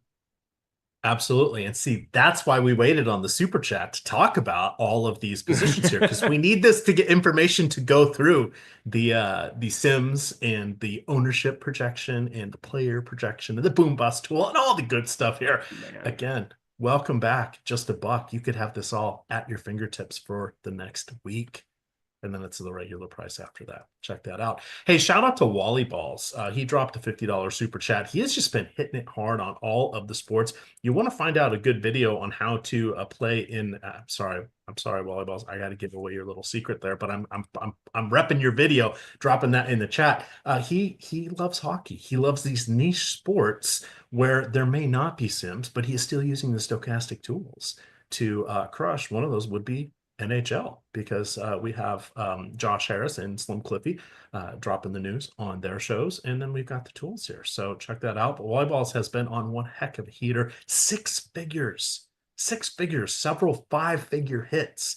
Shout out to Volleyballs. Beautiful. Nice job. Nice job. It was a fun video. I actually watched that a couple days ago during the All-Star break. But guys, check that out. He drops a few good nuggets in there that you'll want to hear. Okay. Let's see. What else do we have here?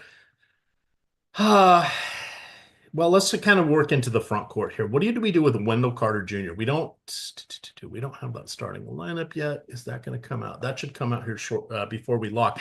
Do you assume he is in the starting lineup again? Yes. Is he going to Wendell be Carter collecting Jr. rebounds left and right? I saw a beat writer that already tweeted out the starting lineup. So Okay. it's Anthony, KCP, Franz Wagner, Paolo Banchero, Wendell Carter Jr. Yeah, we have the lineup. I think I saw Nuke's God posted too. Okay, sorry, I don't have that up. But how you feel about Wendell Carter Jr., Wagner, Banchero, that front court here? They of course have the better matchup going against Memphis. Memphis, tough ass to go against this good defense here of Orlando. But do you like anybody on the Magic? They are one of these 6 teams, I believe it is tonight, that is on a back-to-back. Yeah, it's definitely it's definitely a spot just like yesterday. Paolo Banchero, Franz Wagner, both of them in play in a very real way. Another great matchup, pace-up matchup. Paolo Banchero, I mean, you've got him in for like 45, 46 fantasy points. I mean, no matter what, we were going to see a shooting splits alongside Franz Wagner improve. I brought that up yesterday, but Franz Wagner gave up some usage because Paolo Banchero had it going early. I'm not saying that this is going to continue, but I think just the amount of possessions that you have to increase for Orlando here, and yeah, it's the first back-to-back here coming off the break, but I see no way around it. You're clicking on Paolo Banchero in a lot of lineups. Franz Wagner, I'm a little surprised to see him not as popular. I mean, 12.9% ownership going his direction. It was so close yesterday. I mean, it was like, in terms of projection, and their costs are pretty similar here as well. And I think power forward's a little deeper than what small forward is today. So I do think one of the better ways to just differentiate some lineups as well, just getting yourself to a little bit more of the Franz Wagner side. But I have so much Paolo Banchero, so much Wendell Carter Jr. here in a lot of lineups. I have like 1 or 2 really differentiating pieces, but I want to get this Middleton update because I think we're going to see some stuff shift around. And that's a small forward that now you can kind of just like, in my personal opinion, I think you can click on Chris Middleton pretty comfortably at 5,500. Small forward. He's got power forward eligibility too. But like, I think in the early window of games, that might end up being a guy that if he's not showing up for me as much as I want, I do want to boost him. All right. The EMAC nuke, play a lot of players, game stack it, if you will, New Orleans and Dallas. Seems like a good idea. That's the game that I really like. A lot of players on, in particular, PJ Washington. People were asking Yahoo, not too much on Yahoo, but Kyrie Irving, PJ Washington are both excellent plays, as is Christie. Look to Collier in those later games as well. But there's a nice little core for you on Yahoo. And Yahoo has shrunk their contest dramatically since the return of the break. So I'm probably not going to play there very much going forward. I'm switching to the blue site. So I'm playing all three sites tonight. Oh, God. But that's okay. My lineups will take secondary to the show because I did get the call here for Greg, and I do not want to have anybody missing out. Not throwing away my shot. Yeah, aren't we worried about PJ Washington minutes? I'm thinking. No. Let's see what I'm thinking. 28 to 30 is pretty reasonable. He was close to a return in dealing before the break, but they elected to hold him out. So he's had another 8 days off. So I hope he plays more than 28 to 30 minutes, or I'm going to be in trouble because we have him for 33 and a 30. There you go. So, yeah, I was going to say I've got him for 34. I like PJ Washington today. I'll rephrase that. Worst case, I think, is 28 to 30. Okay, there we go. That's a better way to say it. Yeah, that's I was kind of about the to floor. say that would be a bad range of outcomes for me to have him play 28 or 30. I'd be in a lot of trouble because I'm well over on PJ Washington. Yep. Let me see here. We just got the projections update. Did we get the popularity update? We did. So we're going to quickly talk FanDuel, then I'm gonna let Eric maneuver some of his lineups here, figure out what he's doing with Middleton. But for those of you looking for cash game plays on FanDuel, Ryan Rollins and Kevin Porter, I think you can play both of them. Porter is the better focus. He is 5,100. You do get an $1,100 discount to Ryan Rollins, but those guys are both in the mix. I think Jimmy Butler is a definite play. I get to say that. Greg would be besmirching his good name, but I would take Jimmy Butler in a fight over Greg. It's close, but I think Jimmy could, he's got a puncher's chance of taking down Greg. Those are the building blocks, I would say. I would put PJ Washington in there as well as Steph Curry. You can also work in Kyrie Irving. So those would be the main guys I would focus on. You don't have to go center only. I think you're going to end up using a power forward there, but you do have Wendell Carter at 4,700 as an option tonight going against the Memphis front courts. Do you want to list off your fave DK players? My favorite DK players, number one is going to be Kevin Porter Jr. Number two is going to be Chris Middleton. And these are all relative to ownership. And also, so Porter Jr. 70% owned. He's still a phenomenal play. So it is what it is.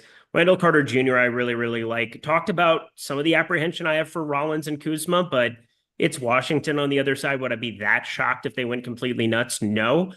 I don't think there's a ton of late news outside of PJ Washington that we're waiting on, but let's at least play the hypothetical on this then. PJ Washington, if he ends up out, what would we want to get to? Because Olivier Maxson's Prosper is up in terms of price tag. That's where Max Christie really becomes a priority play for me. Right now he's in my single entry lineup and I feel pretty comfortable about it because he just kind of does a little bit of everything in this role. I think it really solidifies the minutes. Didn't even shoot the ball particularly well here of late, and yet he continues to put up serviceable fantasy outcomes. The rebound rate up, assist rate up, has to kind of help across the board. Now, there was no Kyrie. There won't be as much usage available to him here, but he's 5,400 in a great game environment against New Orleans. So I think that becomes the guy that if PJ Washington's out, I think that becomes interesting. There's also a world where because you don't have Dwight Powell. I think Olivier Maxson's Prosper, I'm not going to say that he'd be somebody you want to be jamming by any means, but I think he goes from not really a thought to being in play, if you will. And then Kessler Edwards, he played 40 minutes last time out. They need minutes at the bigs, and you're not going to have PJ Washington out there. You've got to find something else that works. Prosper only got up to 23 minutes. He's been pretty muted if he doesn't get it going right away. But yeah, Edwards becomes like your super sneaky play there because that is a ton of court time. And I think you got to utilize something there against a front court of potentially Evis Missy there on the other side. I saw that he was in, but just want to get confirmation of that starting lineup. And Zion, Trey Murphy, like I could see Edwards walking into more minutes. He's still sub 5K, and that would be in play. Again, nothing that's a priority whatsoever. But as Emax said, it's a really good game environment. They don't really have a choice but to go small. So hopefully PJ Washington is in for my sake because I've got him in a bunch of stuff. But if not, I've boosted Max Christie a little bit to have a little bit more of him simply because I don't think Exum, there's much of a minute ceiling there. They do have Najee Marshall, somebody who could get dusted off, and we probably end up talking about even at 5,700, played 33 minutes against Miami in that spot. But that price tag is so unappealing relative to some of the other options on this slate. All right. Najee Marshall would be on the secret site. That would be Yahoo is where I would probably play him anyway there, but he would become what's his tag on Yahoo? I want to say he's $14. Oh God, that's absurd. Yeah, that's absurdly low. Yeah, he's 14. So that would be like being like 4,800. It's a joke. Or so. Yeah. It's a $10 floor. Yeah, 14 is ridiculous there. Yeah, Kuzma's 27 there. Wouldn't even matter if he started or not. Like I'd just play a ton of Najee Marshall there. Yeah. So that I'm foregoing the secret site to get my other lineups in. We have 16 seconds to go. So the DK cash locks. Eric did a quick rundown there, but succinctly, Kevin Porter Jr. Probably want to look at Wendell Carter Jr. Probably go Ryan Rollins, Kuzma, Max Christie, and then if you want to get a little different, you could consider Zion Williamson. Might be a little bit of risk there, but coming off the break, and he has just hit what I think in his last 10 games, he's cleared. I'm going from memory here, but I put it in my article, 40 fantasy points in 8 of them, and 4 of those he had 50 or more. Just insane production here. And that front court there is, I guess, bankrupt for the Mavs because PJ Washington / what is Prosper are kind of the centers. There's really no beef there in Dallas at this point. Anything you want to hit on for centers in particular? How about Şengün? How about Naz Reid? And you're assuming that Gobert plays tonight, right? Yeah, I assume Gobert plays, but if he doesn't, fuck yeah, Naz Reid. I mean, we're talking one of the more fun guys. Obviously, this is just FanDuel that we're talking about him, but he's in my FanDuel lineup, 7,800. My 2 main points of deviation, getting to him, getting to Bajemski. I think both of them on FanDuel are way under-owned relative to what those minutes ceilings can be. And even alongside Gobert, I mean, obviously no Julius Randle there. So we've seen such secure minutes.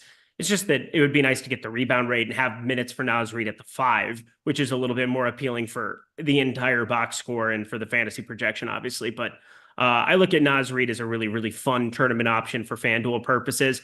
FanDuel's kind of an interesting one because Gary Trent's cheaper, but you don't get the 3-point boost on him. So at 4,400, kind of mixing him into some lineups here. There's some weird ways to go about it on FanDuel. And as I said before, I'm only playing one lineup, but I built out 150 and I'm kind of like combing through that and like Pajemski, Cole Anthony, Gary Trent. There's so many of these like sub 5K plays, sub 6K plays that just really look appealing. Max Christie, who, if you end up getting PJ Washington out 5,800, I think that becomes a lot more palatable as well.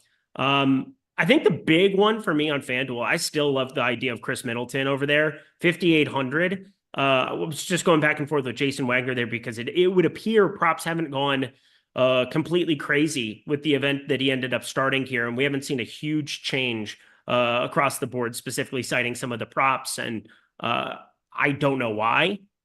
It's not like I thought he was going to play 30 minutes in this spot. There's no way, but if you even put him at 24, I would think that you have to change his projection up to around 30. I've got him at 29.5. I think we have him just at 30 here on the site. I think we're going to trim him down a little bit with this next update, but I definitely like the idea of Middleton still over there on FanDuel. For some of like the late night hammer stuff, Jaden McDaniels is really interesting. We do have that Q tag, even though I don't think it's real over on Anthony Edwards. But if you end up having him out, Jaden McDaniels has been playing like a completely different role for my Minnesota Timberwolves offensively forward with no Julius Randle and Dante DiVincenzo. It's been fun to watch, actually. Isn't he a Washington Husky as well? Who? Jaden McDaniels? Yes. Okay. I was trying to give your team a shout out and give them some love. Well, yeah. But anywho, To hit that, when he gets, he's really gotten field goal attempts. That's been the Yep. huge thing we've seen with DiVincenzo and Randall out. He's getting what? It's almost 14.8 per game, I think, in that Yep. stretch, which is well above what, he was barely cracking double digits.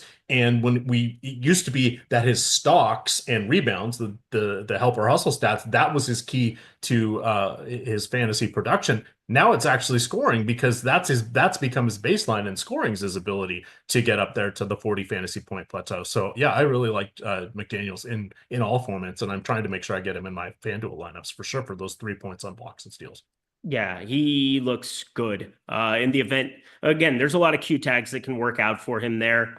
I don't think there's anything that ends up being like a punt. Nickeil Alexander-Walker plays tons of minutes. If you get Mike Conley out, he's 4,500 shooting guard small forward on FanDuel. I think that's at least in play. It's not a great spot against Houston, and Houston getting Jabari Smith back.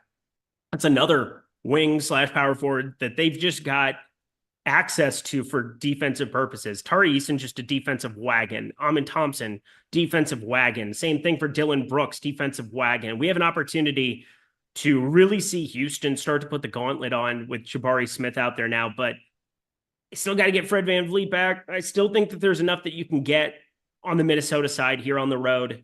It's not a great total, 220.5. Nothing prop-wise is jumping off the page, but there's late news that can actually work out for you. And then the insurance policy is just shifting over to some Golden State stuff. I talked about how much I like Podziemski. Butler's already super popular there. You could get to some Sacramento pieces, and I don't hate it at 236.5. Like, there's a case to be made for backloading your lineups and being able to react to PJ Washington news, to be able to react to the Minnesota starting lineup. And then, there's 2 pretty good game environments in terms of OKC, Utah. Utah should get the doors blown off of them, but at least it's on the road there. Oh, PJ Washington in. So there you go. Don't have to change anything. Thank God. Don't change a thing. Great song.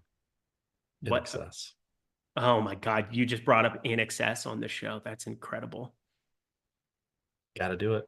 Gotta do it. It's the devil inside. It's the devil inside. I get a kick out of it. Oh my God. Stop. All right. But it's the one thing. I get everything you're doing, but he does out in YouTube chat. They're just like, please talk about the hoops. And I agree with them for once. All right. Do I get my lineups in? Could be close. Could be close. 3 sites, Here's- 10 minutes. You can do it. Nicorette can help. Nicorette? That's the slogan, right? Nicorette can I help. have no idea. But We're out of control. yes, I would defer to this influencer, Jordan Klein, on that one. Let's see if we had any news. I see some people were asking about McBride coming off the bench. I wouldn't want to play him in this matchup against Cleveland. Not worth it. We know Dean Wade is going to play. Getting in some news there on the Cleveland side of that game. We have AJ Green starting. Did we know that? It was Rollins, Green, Kuzma, Giannis, and Brook Lopez. Kind That's of exactly a what I fungible. thought. Yeah, fungible position there with AJ Green, not particularly exciting. At best, he's going to chuck some threes. I'd still rather have Porter Jr., and we knew Porter Jr. was coming off the bench anyway. That's kind of his role at this point.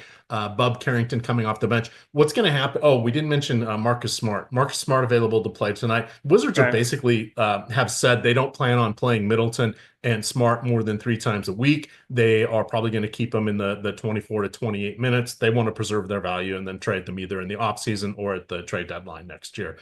It's just sort of a holding pattern at this point. But they're not trying to win now with Marcus Smart and Chris Middleton. That is so surprising to me. Shocker. But that's going to hurt George. It's going to hurt Carrington in the games where those guys are playing. I wouldn't worry about Sarr on that front at all, since he is kind of their last center standing. Well, I guess Rashawn Holmes is still there. Have we missed anything? We got 8 minutes to go here. I think we're doing pretty well. Big changes, just kind of working through it. We trimmed down Middleton minutes there, so keep that in mind. It's not as ridiculous as what it was before, but he's still projected for just over 28.5 fantasy points. So I think he's still a very solid option, just not the absolute smash he was before. I am going to get to more Banchero than I am Franz Wagner in the end, but I mean, obviously there's a huge ownership gap between the two. It's just the positionality between Kuzma and Franz Wagner. Everything's just kind of going into the wash and coming through in different ways for me right now on the DraftKings side of things. For FanDuel, I reran some stuff, but I didn't make a ton of drastic changes. I won't play FanDuel in my one big lineup over there just simply because I'm going to play him on DraftKings, and I don't want to get bit by the same injury. Like, if they do limit him to like 22, 24 minutes, like that'll be a bummer. But I still think that there's meat on the bone for 26, 28. And I don't think there's any way that they're rolling him out today and not going to play him at least 20. So I think there's at least some safety net there, but the pricing's just so different between the two sites that I'll play him on DraftKings, not going to utilize him on FanDuel. Zion, we talked about the ins and outs of that one. I don't think anything changes there.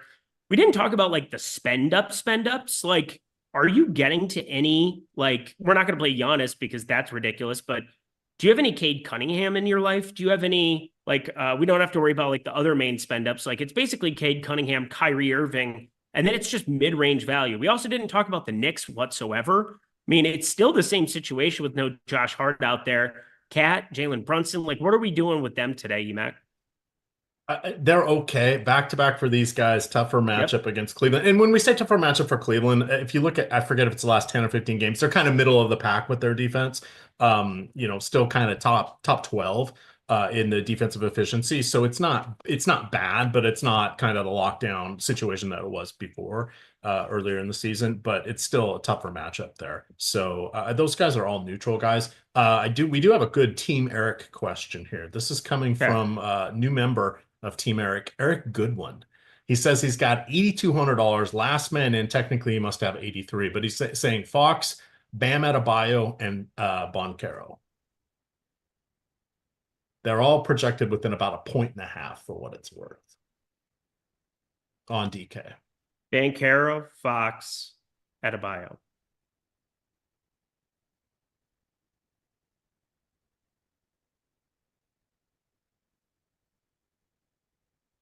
Hello? Oh, yeah. Who's your pick? Oh, that's your ranking in that order? That's my ranking. Okay. You might be putting in your lineups. Let me do some super chats here. Emac, you focus on your shit. You do your shit, you dipshit. Charles Moran, member for 29 months. Top value plays each position 1 through 5 on FanDuel and DK. We can do DK here in a second. FanDuel is pretty simple here. Connor, $2 DK cash locks. That'll go in line with that. Eric Goodwin, $2 last man in. Yep, we covered that one. It'll be Banchero, Fox, Bam for me. So we'll go in that regard. Let me cover the FanDuel side of things as I'm refreshing this because I needed to run one more sim over there. And I've got my DK one running in the background, which is very, very nice. So we'll cover the FanDuel cash game plays that I like. I besmirched him for tournaments. You're still playing Ryan Rollins in cash at 4K. You're going to play him at the shooting guard position at point guard. I like the idea of Steph Curry getting some late exposure, 8,600 for him. Playing alongside Jimmy Butler, I mean, it kind of helps to give him a little bit of distraction away from him, if you will, for tournaments like the idea of Pajemski. We've covered that at length. Small forward, Jimmy Butler on FanDuel, super popular. He should be. Power forward, Kyle Kuzma, PJ Washington, 7,200 for him on FanDuel. It's identical tag to DK, so we know that that's going to be advantageous, like that direction. Both sites, Wendell Carter, he's your cash game center. I don't see a lot of reason to not play him on both sites in cash if you're going that direction. I think tournaments extremely prevalent. As for DraftKings, I'll do the DK top plays here. We'll cover a little bit of what we're looking at there. On the point guard side, Kevin Porter Jr. I like him, point guard, shooting guard, no doubt about it. Ryan Rollins for cash. You're playing him in cash. Tournaments, I'm going to be under the field on 45%. Sims absolutely love him, as they should, but there's some late game exposure. It's potential on FanDuel because of the 3 Q tags on Minnesota, so keep that in mind. Doesn't apply to DK. I'm still going to roll with him. Probably around 35% of my lineups is what I just ended up with because I'm playing MME over there. And then, playing the main single entry there. Shooting guard, covered that. Kevin Porter Jr. Max Christie, I think, is an awesome tournament option, even alongside one PJ Washington, and then PJ Washington for tournaments like that. For cash, you're playing Zion Williamson. You're playing either Bam Adebayo or Kyle Kuzma. Again, Kyle Kuzma, you're probably just clicking on purely because it's that important. As for center, Wendell Carter Jr., Karl Anthony Towns, both of them look awesome to me. Again, talked about the spend ups. Like the idea of boosting a little bit of Jalen Brunson. I ended up getting to a little bit more of him there, but for cash game purposes, not going to be your thing. So we got 2.3K people hanging out here. We got EMAC currently just with 2.3 minutes to go here. So. They didn't pay his Social Security this month, so he's just sitting there waiting in the wings. He's like, I got a bink today, so he's playing 3 sites, freaking out. How you doing on your lineups, EMAC? Got a little bit much of Ryan Rollins, but you know what? It's gonna be what it's gonna be. We're just gonna let it ride. This is the spirit. This is the Vaya con Dios lineup, the Jesus Manejar. You know what I mean? The take fuck the wheel, are you talking about? What? Did Jesus take the wheel? A little Espanol, little attempted. Come on, it's only been 35 years since I had high school Spanish, so Que might be a lástima. little bit rusty. Let me get these lineups. Donde está la biblioteca? Ah, yes, the library. Very good. And we are uploaded here. Woo. That was a close call. You actually freak me out all the time with this shit. Why? It's only money. Well, I care about money. That's kind of the point of being here right now is money. Also, Charles Bassey, if you guys want to get different in a tournament and you can't figure out how, Charles Bassey, this is the way. All right. Well, you know how I'm able to take it a little easier on getting these lineups in? Because I've been working on this steady stream of cash. I've been hitting the pick'em sites, been hitting the one sports book here in Florida, Mr. Lindquist. By the way, nice little run on college basketball. Oh, thank you. I'm 0-9 break. in the NBA since the All-Star break came back. So I'm aware of that as well. But hey, I was doing some round robin parlays with your basketball stuff, along with Mr. Gajeski and Ben. I was up over 25 units in NBA, and then I hit over 4 units there. Again, not my best first half of a season. I had some pretty good portfolio EV results when I've been in Arizona, so that's been good. But I've been a train wreck the last 2 days, so I really need a good Friday for the people, or I'm going to start questioning my life. But again, portfolio EV, promo code return, it's on the screen. You guys should be utilizing that. We are at lock. And the important thing is we're going to get into playback here, where you're going to have Lindquist and Josh talking a little bit about portfolio EV, the wagering there. And that's for the first month of portfolio EV. So you're going to want to check that out. Get ready as we head into baseball, but we've got all sorts of basketball going on, and there's college basketball on there as well. I don't get a bet on individual players, unfortunately, but if you are a member of portfolio EV, depending on who also you choose to have access with in the tails, you can get some additional picks there. Ben Ross puts out some, and Matt Gajeski put out sides. Gajeski also puts out some college basketball player props from time to time as well. But thank you, everybody, for joining in here. Hopefully Greg feels better and has learned his lesson that he needs to be nicer to Mr. Eric Lindquist. I had like 5 jokes, but we didn't have time for them, Eric. So perhaps next time. The show has ended, EMAC. I don't know if you're aware. We're going over to playback. Okay. With that, gamers, good luck.